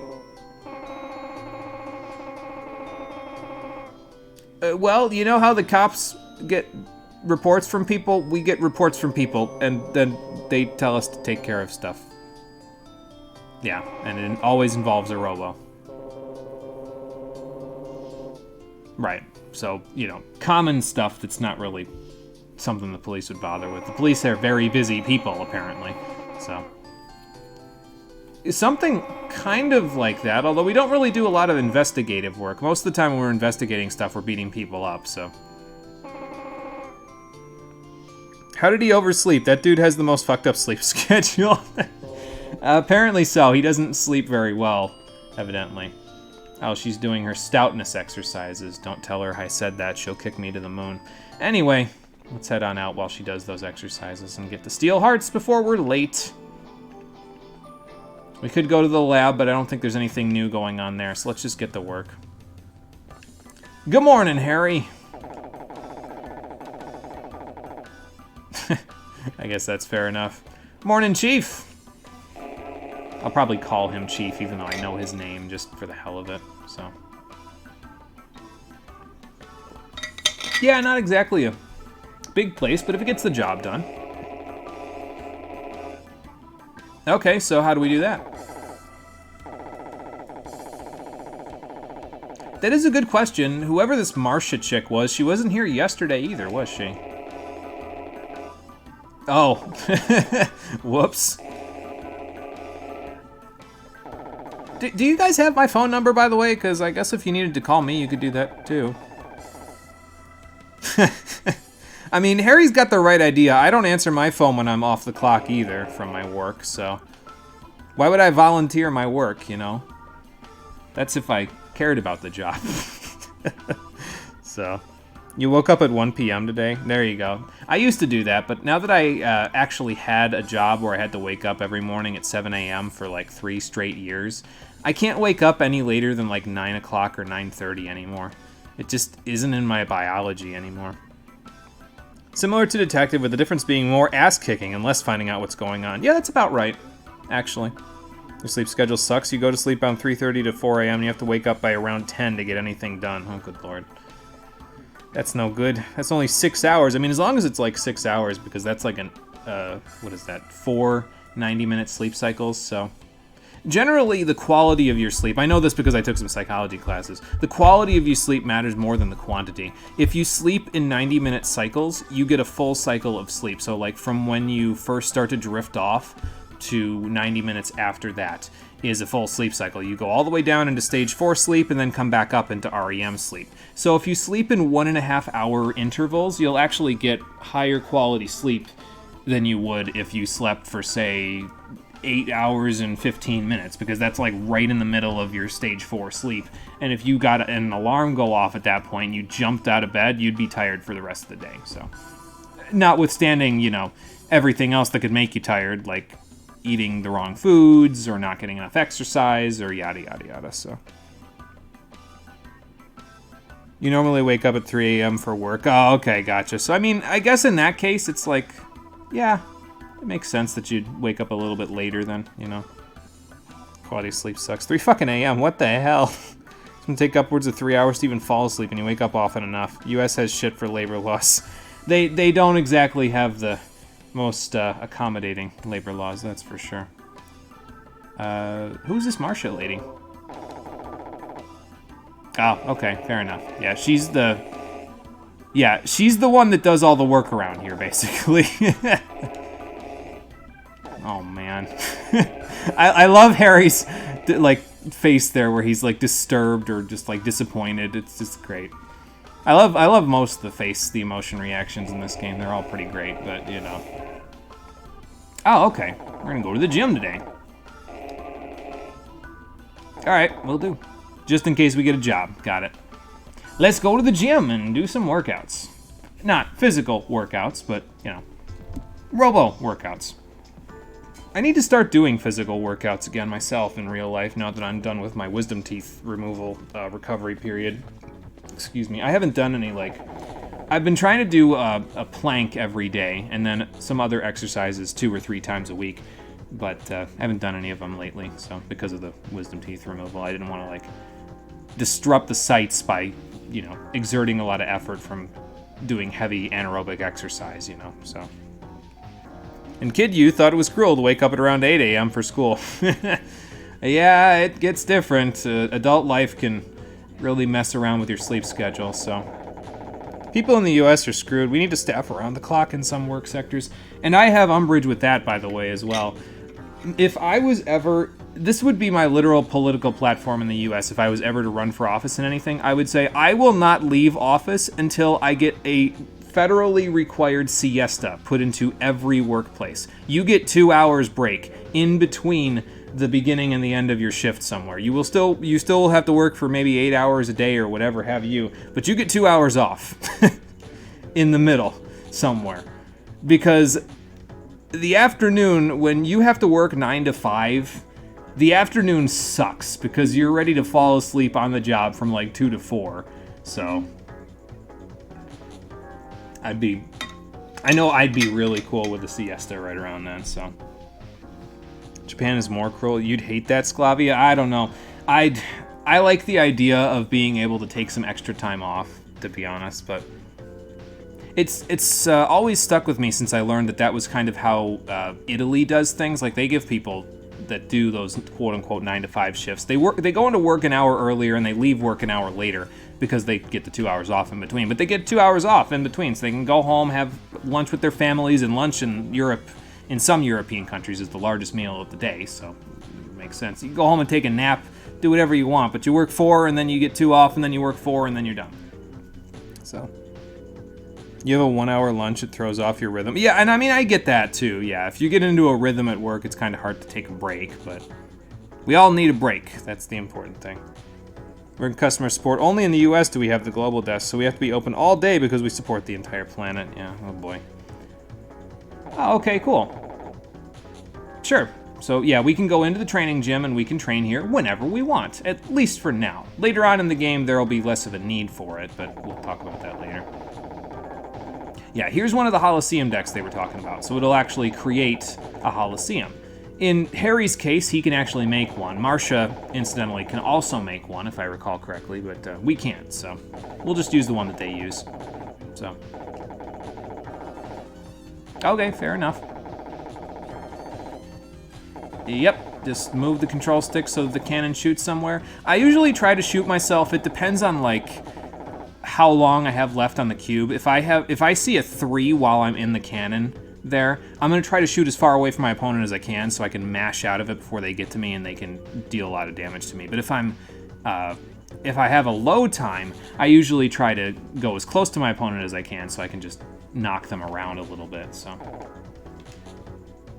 Nope, wasn't listening. Got it. Sure you will. Alright, let's see what you got, Harry. So here's our first battle against Harry, and there's his model there. Like I said, it's the speed model of the Shining Fighter series. I suppose it's appropriate. It's wearing almost as much camo as he is. He's got a Gatling gun, which is kind of scary, but we'll figure that out. Here's a Crescent Bomb, so this one... I don't like the Crescent Bombs very much because they're just really slow, to be honest. I usually prefer the standard bombs because they're quicker. So there's a lot of slow bombs in this game now that I think about it. So it's usually why I prefer the standard ones, because they're just faster. Here's a speed pod. It'll shoot straight ahead, and it'll be pretty quick. We gotta watch it, though, because it lingers for a little while, so we'll have to be careful while we're running around. And, yeah, we'll figure that out. His Coliseum is the Diamond Fences, a stage with a peculiar wall pattern. Try not to get cornered. Yeah, probably a good idea. Some destructible cover here, but mostly it's the 4 corner fences that you've got there that are going to provide cover for you. So, camo in this game? Yeah, camo in this game apparently. I don't know. I don't know why you would need camo in this universe, but it's there, so whatever. And no, not this stage. This stage is a bit long range, which is why the 3-way gun will work pretty well for us, because it's a little more long range than the one that we had. This stage is can be very campy, though, depending on how you play it. So, all right, we got a 6. That's fine. Let's just slide around and see where Harry's going. Yeah, he juked me. All right, we're at a 2 now, I think. Yeah. So, okay, we'll get out at about the same time. So we'll just start shooting our pods off. We'll shoot a bomb off. I'll stay away from my pod so I don't blow myself up with it, because that would suck. But yeah, so the 3-way gun will kind of shoot in a 3-way arc like that. And I like firing this gun when I'm on the move, because you can slide behind cover, and you can still kind of have it hit around cover, kind of like that. So it's kind of nice. I like being able to fire around cover like that, so he's going to fire a bomb over there, and I definitely don't want to do that. So you also can kind of jump, like I just did, do like a short hop, and then you can fire your gun, and you'll kind of drop below cover a little bit, so that's kind of nice, too. You drop behind the thing, so I'm not going to get any damage off. Oh, well. Well, I didn't go behind the fence! Okay, there we go. Ow. Get out of here, Harry. But yeah, if you can, try to get another charge off while they're down, because that will do more damage than anything else while they're down, so there goes his bomb. I gotta get the hell out of there! Okay, there we go. Wow. There we go. Harry, I don't know where you were running, but you ain't got nowhere to run now. It throws you off that the player color is red. Too used to strategy games where the player's blue. Yeah. Fair enough. Yeah, I could see that being a thing. Yeah, so the player in this case, in one-on-one battles, the player is red and the enemy is blue, so. We got another standard bomb. Nice. We'll have to see what that one is. Yeah, I don't know. Harry's face right there, that's always fun to just see there. I don't know. Like I said, a lot of those sorts of faces in this game are just funny.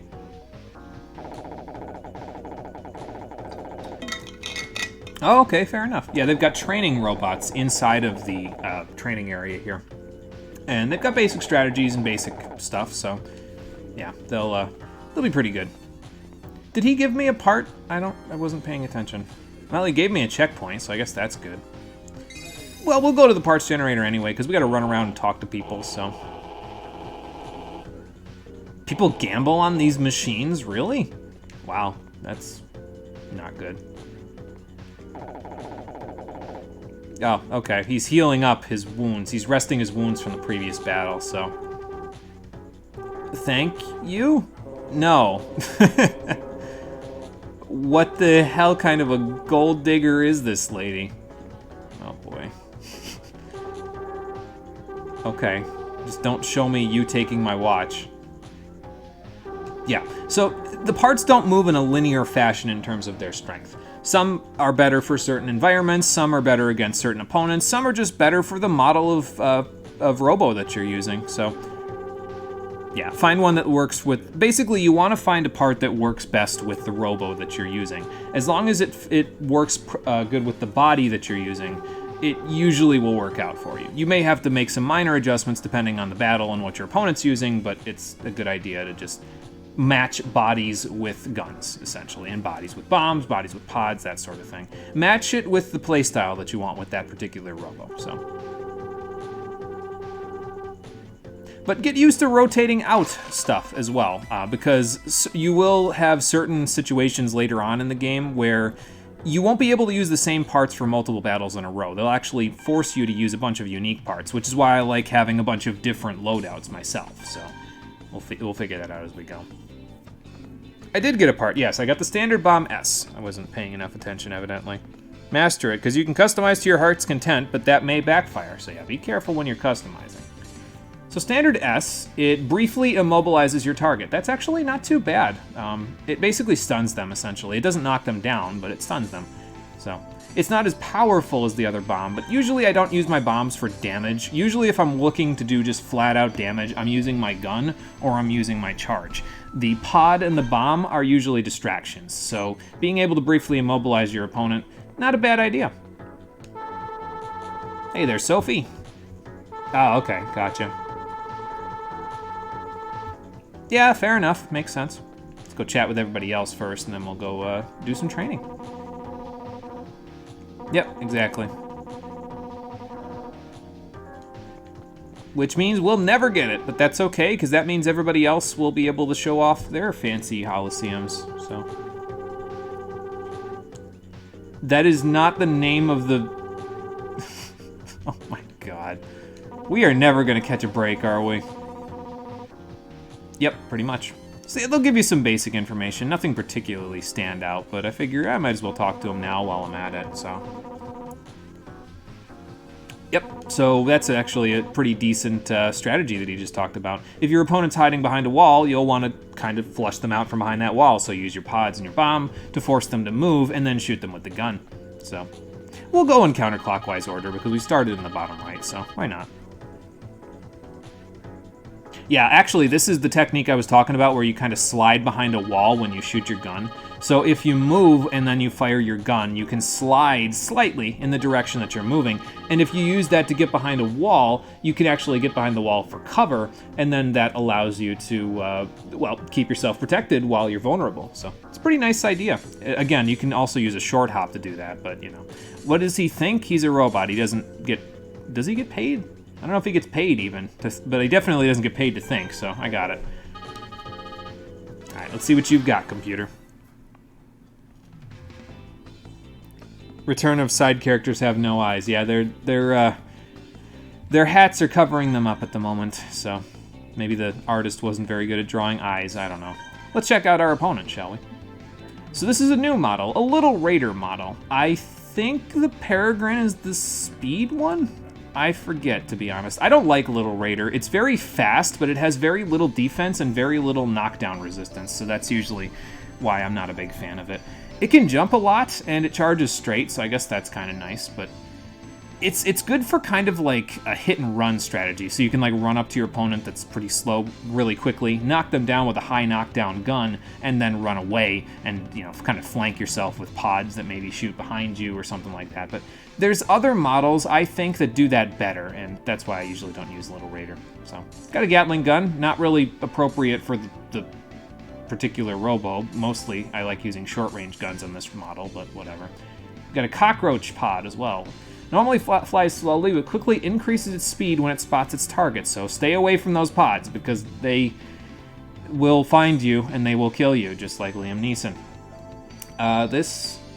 Okay. So the ground legs aren't too bad, actually. They're probably ones that I will use occasionally myself, because what it does is it allows you to turn on the ground sharply. Normally, when you try to turn on the ground sharply, you'll kind of slide a little bit, and it'll take you... It's just a split second to take you to move and like twist in the opposite direction and move in that direction, but that difference of a slight little interval can be the meaning between getting shot and getting behind a wall, so yeah. But it decreases jump height, so if you want to stay mostly on the ground, you'll want to use that one. We won't get the ground legs for a while yet, though, so... We got a new stage, though, High-Rise Plaza, a stage distinguished by two wall types, high columns and low triangular platforms. Use the high walls to evade attacks, and they are very high. You pretty much can't fire over them with anything except a bomb, so yeah, they'll make for pretty good cover. They can also make for trapping your opponent pretty good, because if they're coming around one of those walls and you come around the other side and shoot them, well, that should work pretty okay. Is there anything else I want at the moment? I think we're good with what I've got here for now. The immobilizing bomb should help us out a little bit with this particular model, because if they get hit by it, well, they can't run circles around me like they normally can. Okay, we got a 4, so I'll go over here.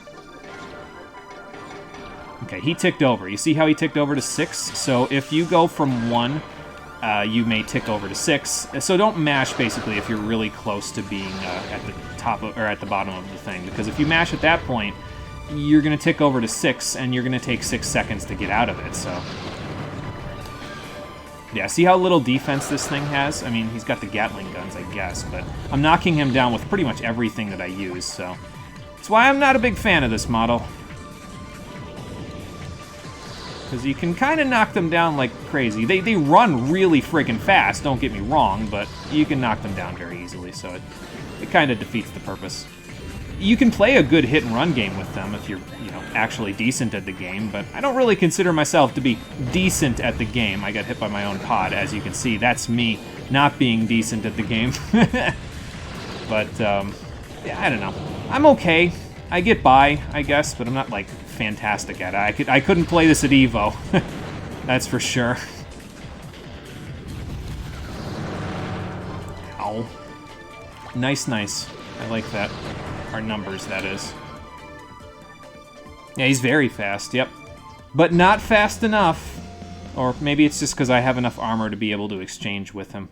So, that's probably part of it. We got access to a new pod, though. Speed Pod D. We'll go grab that in a minute.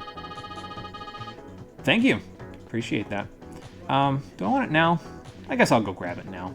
I might as well. We got 3 more battles left. Get on my way, hurry.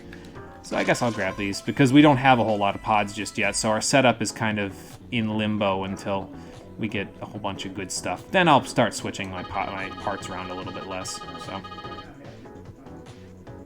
Yeah, this is one of the reasons why you want to be, like, if you're using one of the fast models, you're going to want to keep running, so you're mainly going to want to be using your pods to try to distract opponents in that case, because you have to kind of rev up to get to full speed, so if you stop moving, it could be a bit of a problem, so... That doesn't seem like an answer that he's going to be able to react properly to. Again, if you take the sarcastic option, they will always repeat what they just said, so don't do that.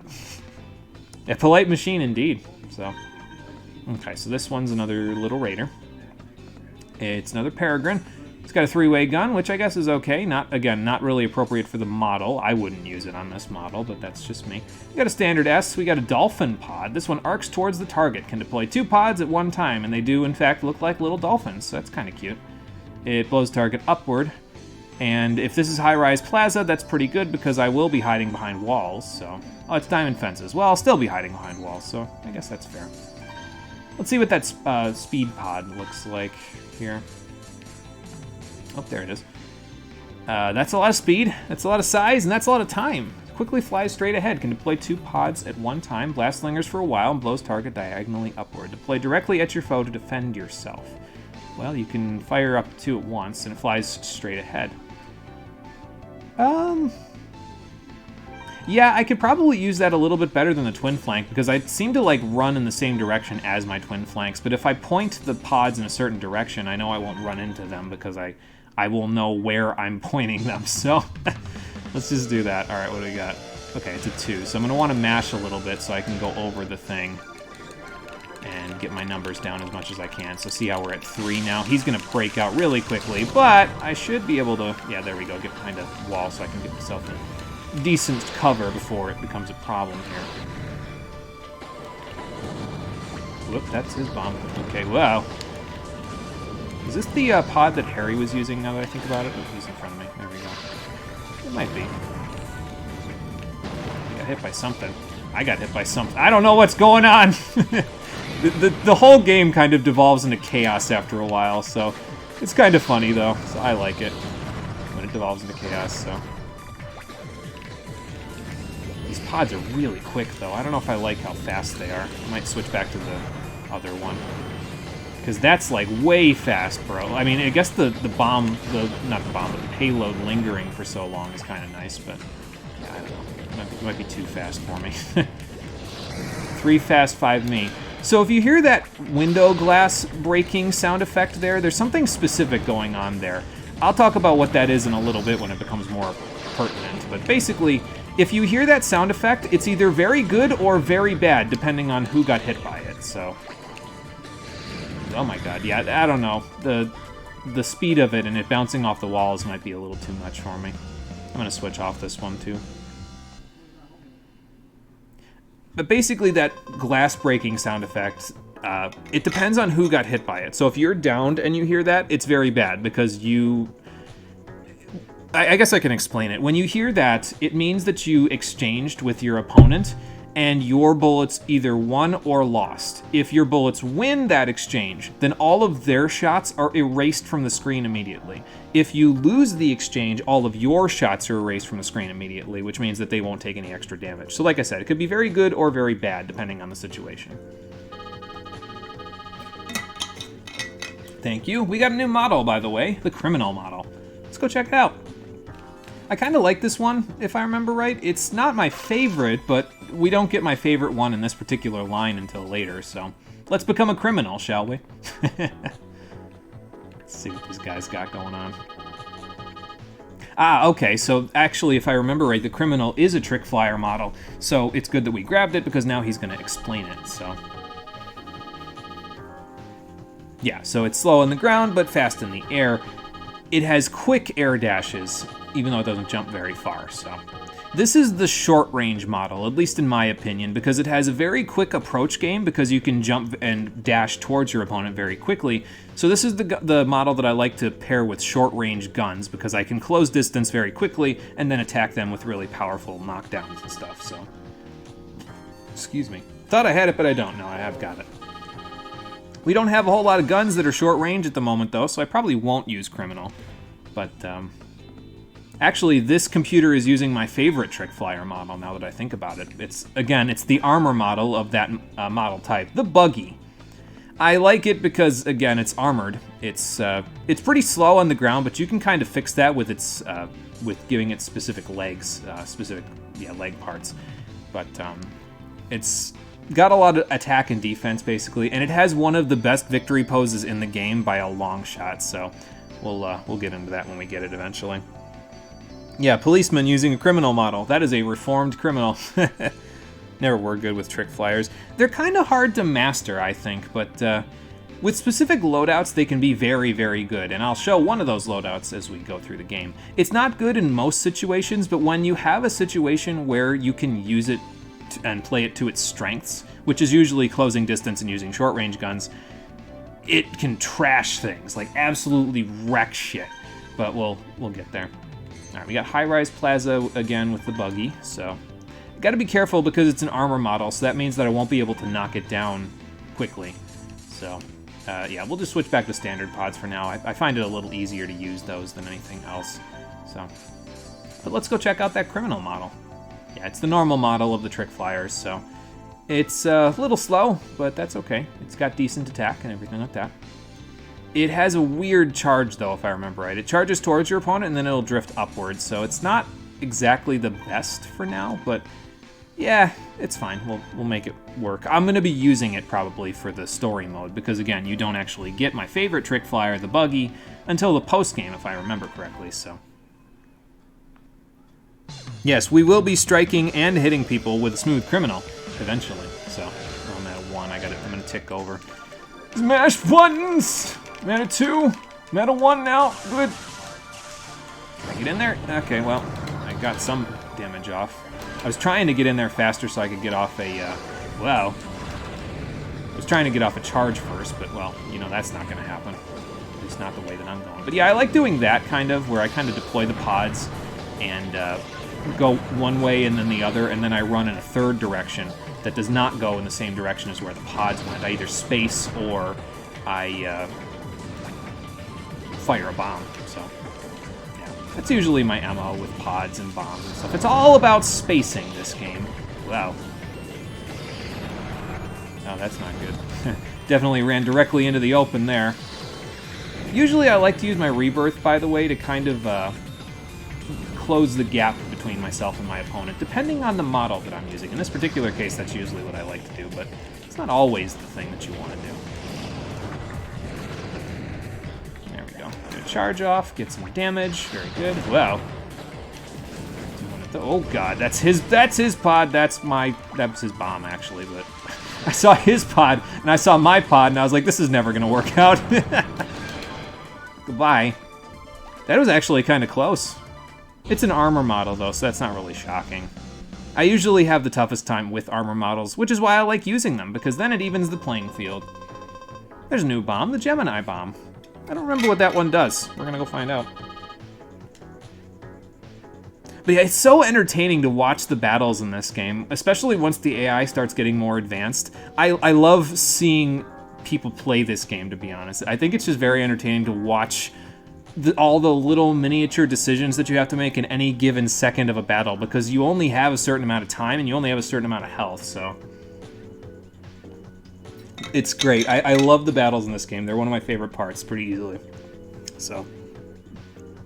You love the AI implications of this game. You have a tutorial robot injecting their processors into another smaller robot and then using the AI A to control the smaller robot, but not creating AI B. Yeah, it's definitely interesting. It's kind of this isn't the bad side of sci-fi, right, where it can cause some serious problems where the robot armies rise up and then take over the world, but it's the less terrifying version of that.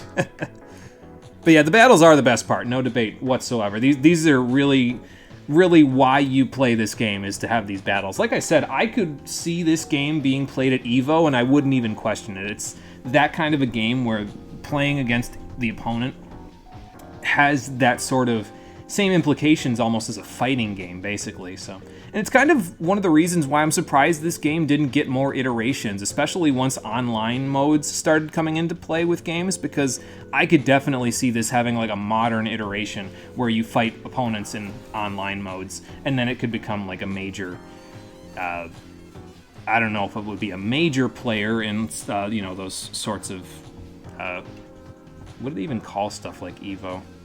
Like, what's the technical term that it's called? I don't know, but whatever those sorts of things are. Fighting game tournaments, I guess? I don't know. That sort of thing. I could definitely see this game having a small place in those, so...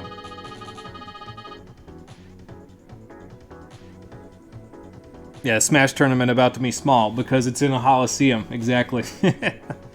So... But yeah, so that's what those little knockdown bars are. Basically, if you receive a lot of attacks in a small period, it overloads the bar and you'll get knocked down. You take less damage on the ground than you do when you get hit normally, as you've seen when I've charged into opponents when they've been knocked down. Like, that buggy took 100 damage from a charge, even though it only took about 40 from a charge when it was knocked down, but yeah.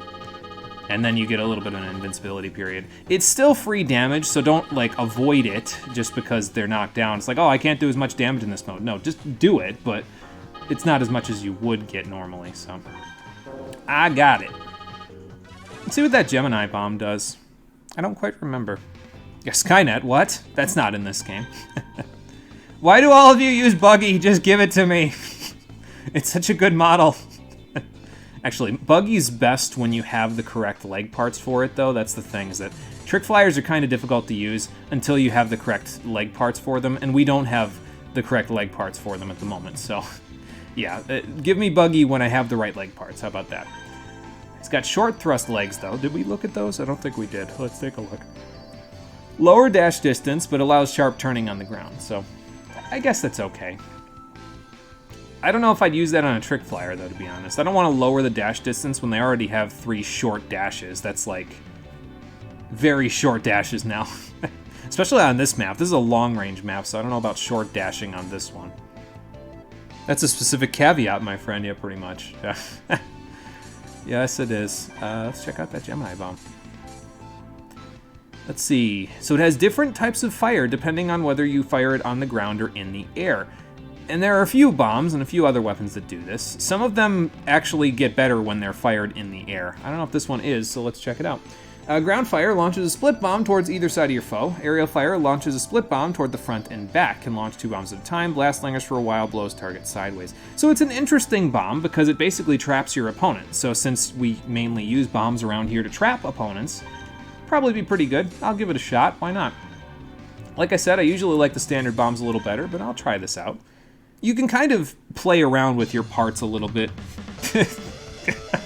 Fuck me. Play around with your parts. You can play around with the customizing in this game a little bit in the beginning. A little more than you normally would because, you know, it's the tutorial section, so... I'm sorry, I'm still not able to play around with your parts. I'm 12 years old, I apologize. But you can kind of play around and mess around with the customization a little bit in the beginning because, well, it's not really that difficult in the beginning, so, yeah. You can mess around a little more and still get away with it, so. So let's fire one there, get hit by a bomb because I am firing one there. That spread on the bomb is a little...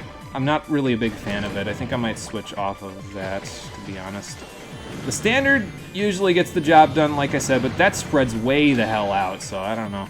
I would feel better if it like was a shorter spread, to be honest, so.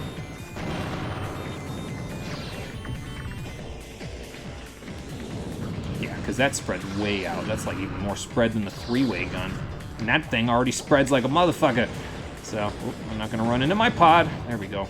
Ooh, I got him with one of my pods. Nice. I usually don't get a pod KO, so that's kind of cool. We will start losing some battles later on, by the way. It's just that we're doing some of the easier stuff for now, so expect me to lose a little more later. So, mostly in the post-game, because the post-game starts to get really hard by the end, but we'll get there. Oh, I'm getting a phone call.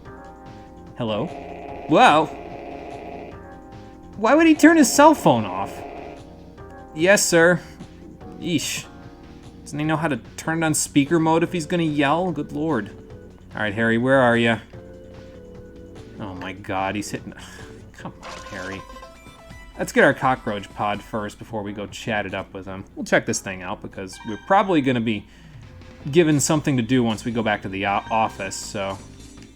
Let's keep the standard S for now, that worked pretty good. Check out Cockroach H. Normally fly slowly, would quickly increase its speed. Oh, this is the one that was on that other computer. Okay. Well, it's doing... The advisory tells me to do exactly what I normally do with pods, so yeah, we'll use that one for a little while. Why not? Doesn't exactly match my aesthetic, but hey, that's kind of hard to do in this game. And still get away with, you know, things actually working. Oh my god. Harry. Yeah, we're on the clock, jackass. No, you were not. She's gonna get her number. Come on, man. Oh, this is gonna suck. Gonna scream his ear out right now.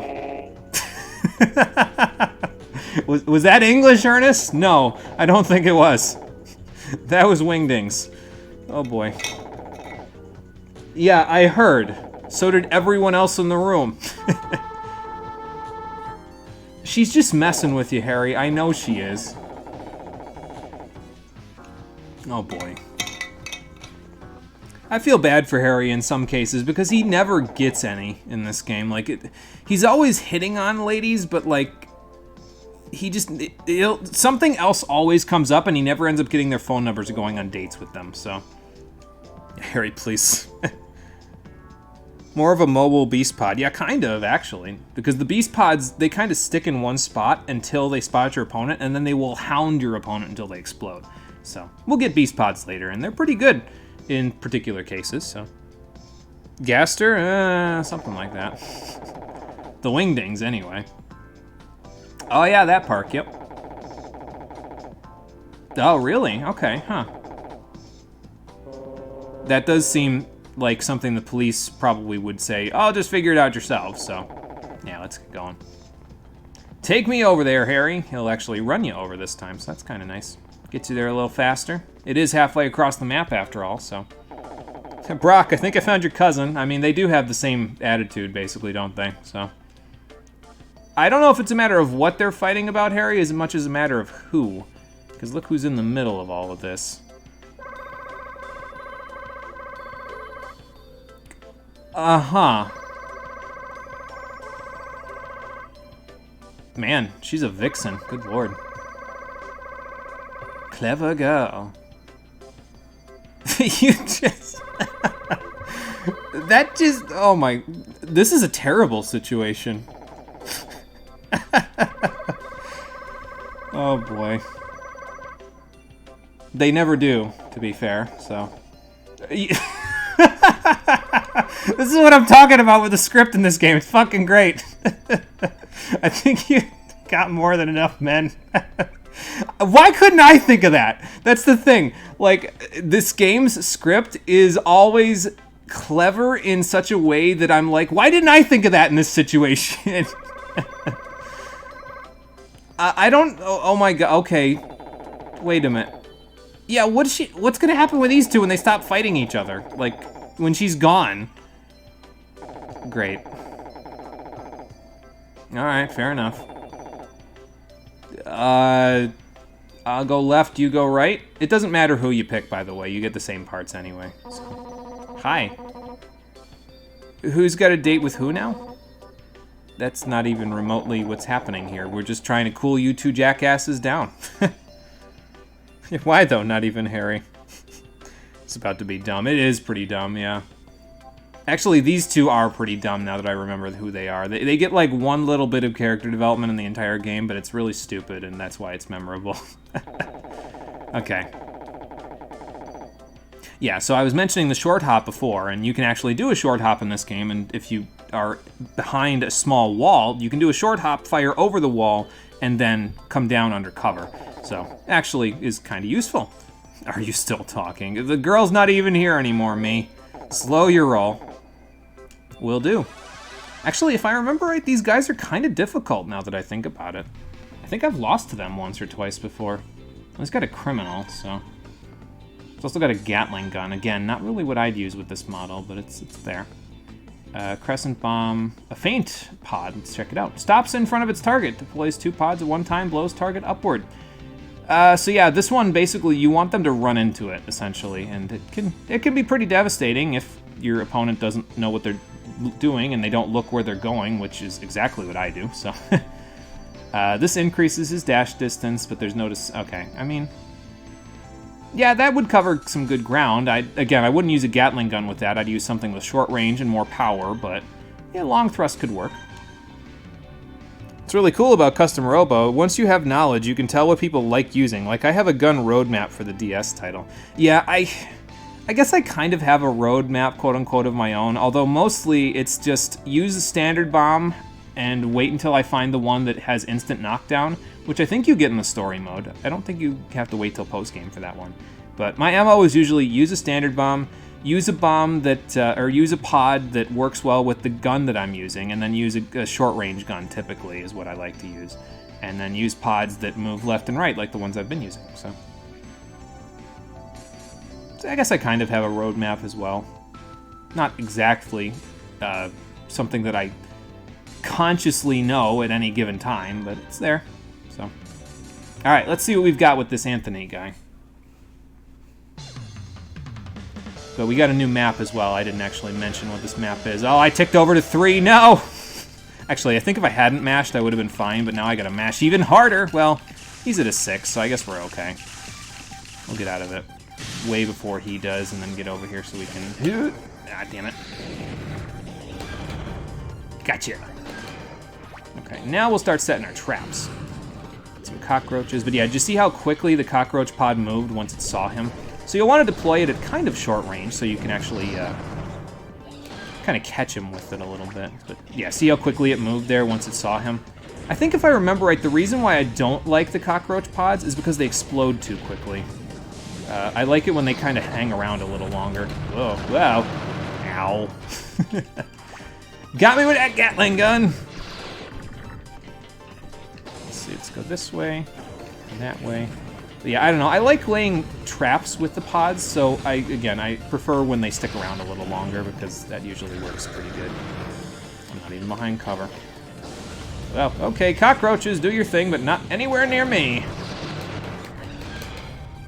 You may at some point hear me mashing the charge button, by the way.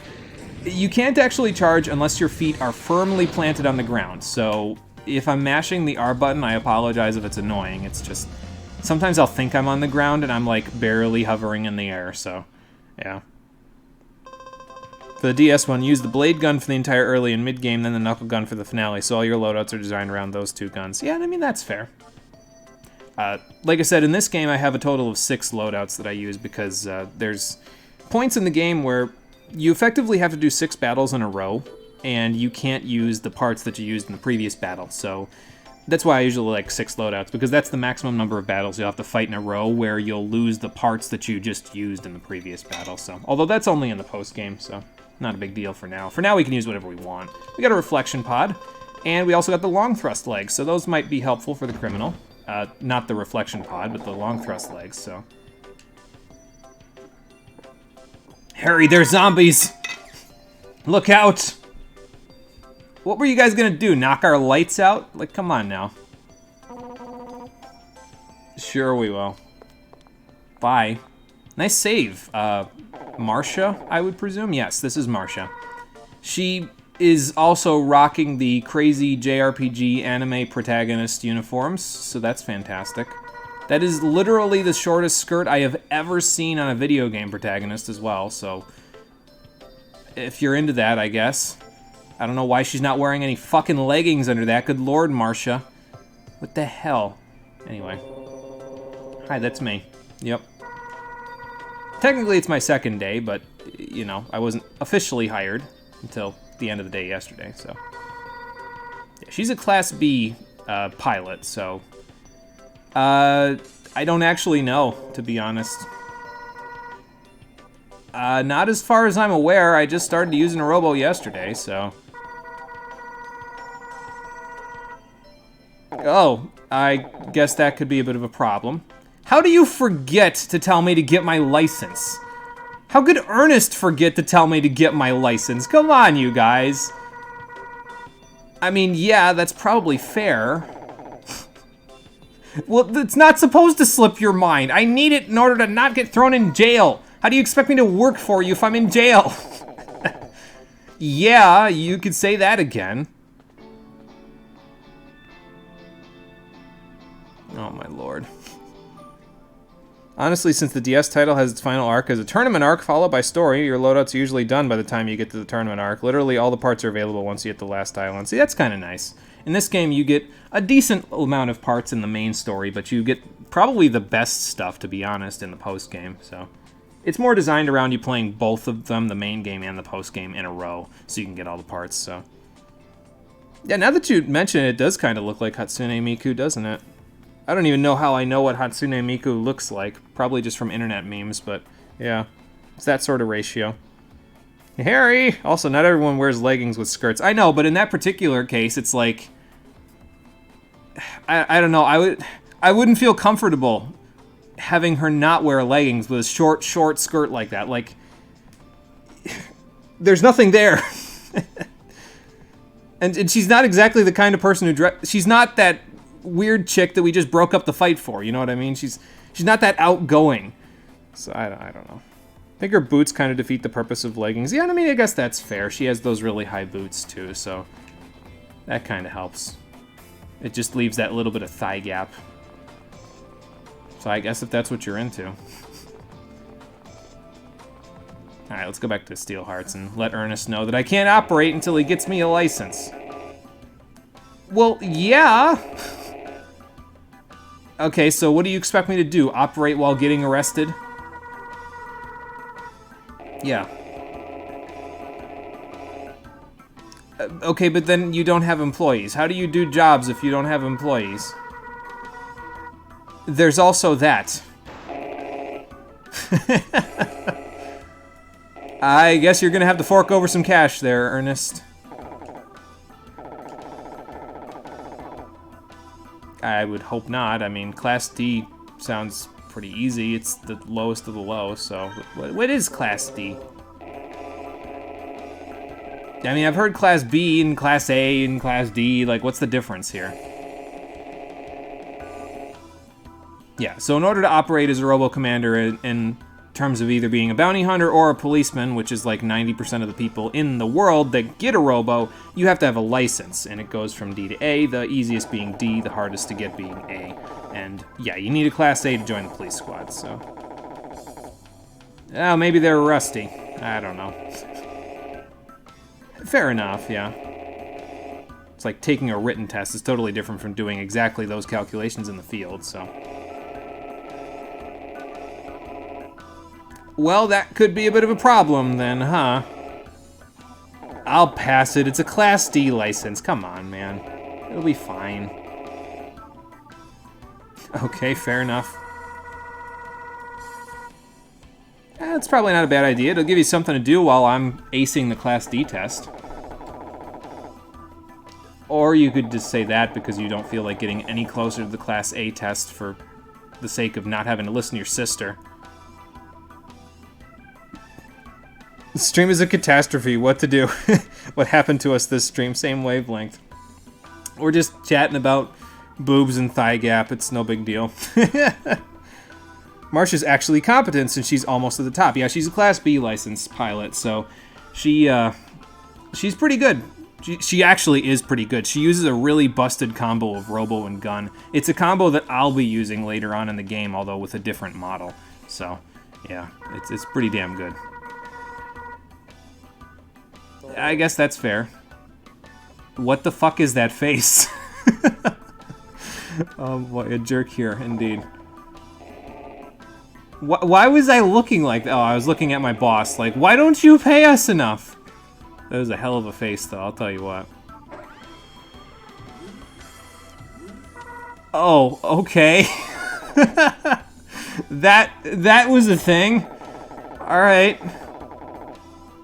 The Department of Licensing. It's the dome that's near our house, by the way, so that's how that is. So. I mean, they're all going to call me bottom feeders anyway. Eventually, I'll get used to it. Yeah, actually, any tips for the test? I mean, I don't think it's going to be that hard, but... Alright, fair enough. No, she definitely doesn't. She gets straight to the point and then she leaves. Fair enough. Yeah, I'll be at the testing hall. That's fine.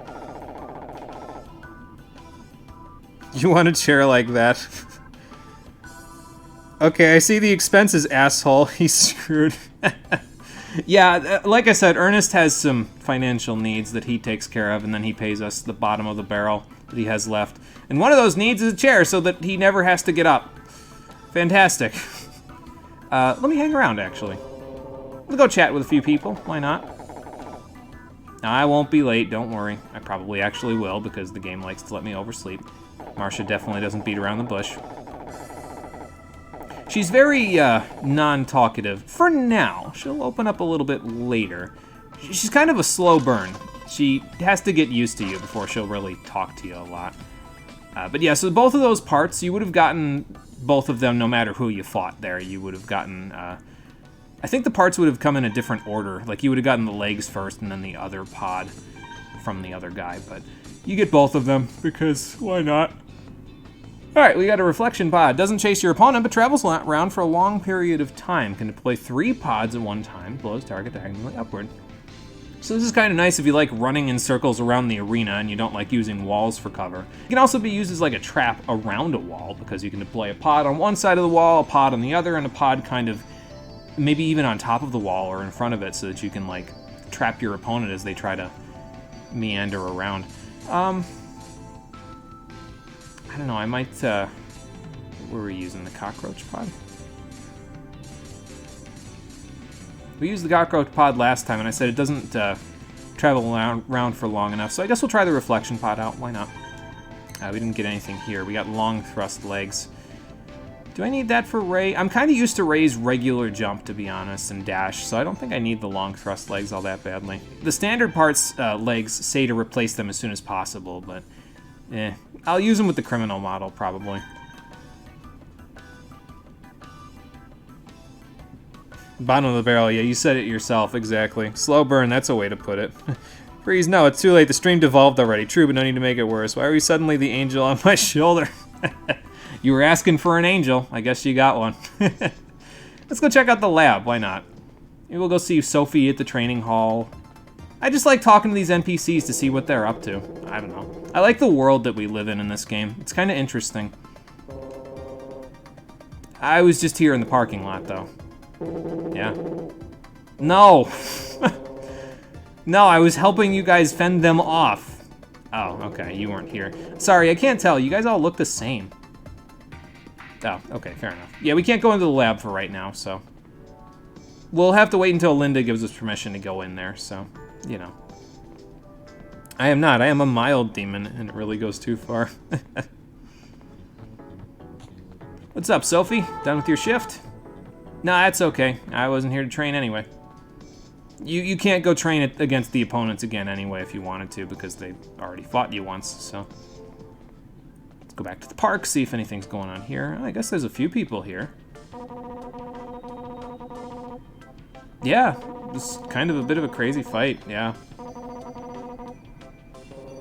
One guy came by and broke him up. I hope they're referring to me, because they definitely aren't referring to Harry. What the hell? Oh boy, probably. There's a guy named Evil, or hang on, I have to say it right. Evil! And there's another bounty hunter group out there called Dark Blue. Is that the same? Hold on, I'll be back. Let's talk to everyone else first. Yeah, okay, fair enough. Yeah, I don't know what that guy's deal is, but remember him for later. We'll see him a little bit later, so... Actually, a lot of the people that you talk to around the city, you'll see later on in the game, because, I mean, there's a few tournaments that happen throughout the game where these NPCs will actually join into the tournaments, and you'll recognize them if you go talk to them, so, yeah. I like to, that's one of the reasons why I like to go talk to these people, because it kind of makes the world feel more lived in, because it's like, oh, I know those people, they were the ones that were the cute couple in the park that one time, you know. Why am I suddenly reminded of Digital Devil Saga 2 with these artificial trees? That game was a trip and a half, I'll tell you what. If you haven't seen that stream yet, you should go watch it. That game was a hell of a time, I'll tell you what. Yeah, Eva! Can't read that without hearing Mermaid Man. That's the plan, yeah, exactly. Hi! You got another one? Good lord. You've gone fishing today and you've struck it rich. Uh-huh. No. I can answer that for you, me. No, she learned nothing. Okay, she's just playing with me now. Sir, I'm trying to save you some trouble. She's going to do exactly what she just did to you, to me, to you. Like, tomorrow. She's crafty, that one. I gotta avoid talking to her in the future, because good lord, is she gonna drive me down a bad road. I'll get in trouble with everybody around here. Hi, Lucy, I'm home again. Sorry, I forgot that time. It was good, other than that crazy lady I met in the park. No, not a lie detector, a license test. Listen when I'm talking to you, Lucy. Yes, we're still working. That's the important part. I'm still getting money so I can pay you the rent. That's all that it is. She never listens to me, I swear to God. I think it saves once I go inside here, so I think we're gonna do that in a second. What is wrong with her? She's what we like to call a gold digger, Lifeblood. Stay away from people like her. They will never do you right in your whole life. DDS2 literally goes off the rails about halfway through and completely leaves the rails about 75% through. That's for sure. Yeah, that game was, like I said, it was a trip and a half. Same girl who was dating two guys behind their backs at the same time. She's a mom, end of discussion. Lucy, yeah, she's basically a mom. She's effectively your mother figure for the game, so, you know. Alright, let's go to bed. And the game does, in fact, save, so that's cool. Because it's been about 2 hours and 25 minutes anyway, so. You know what time it is. It's time to wake up. Hello, good morning. I mean, I'm already lying in bed, so you'd think I would have passed with flying colors, but it's a license test. Oh my god.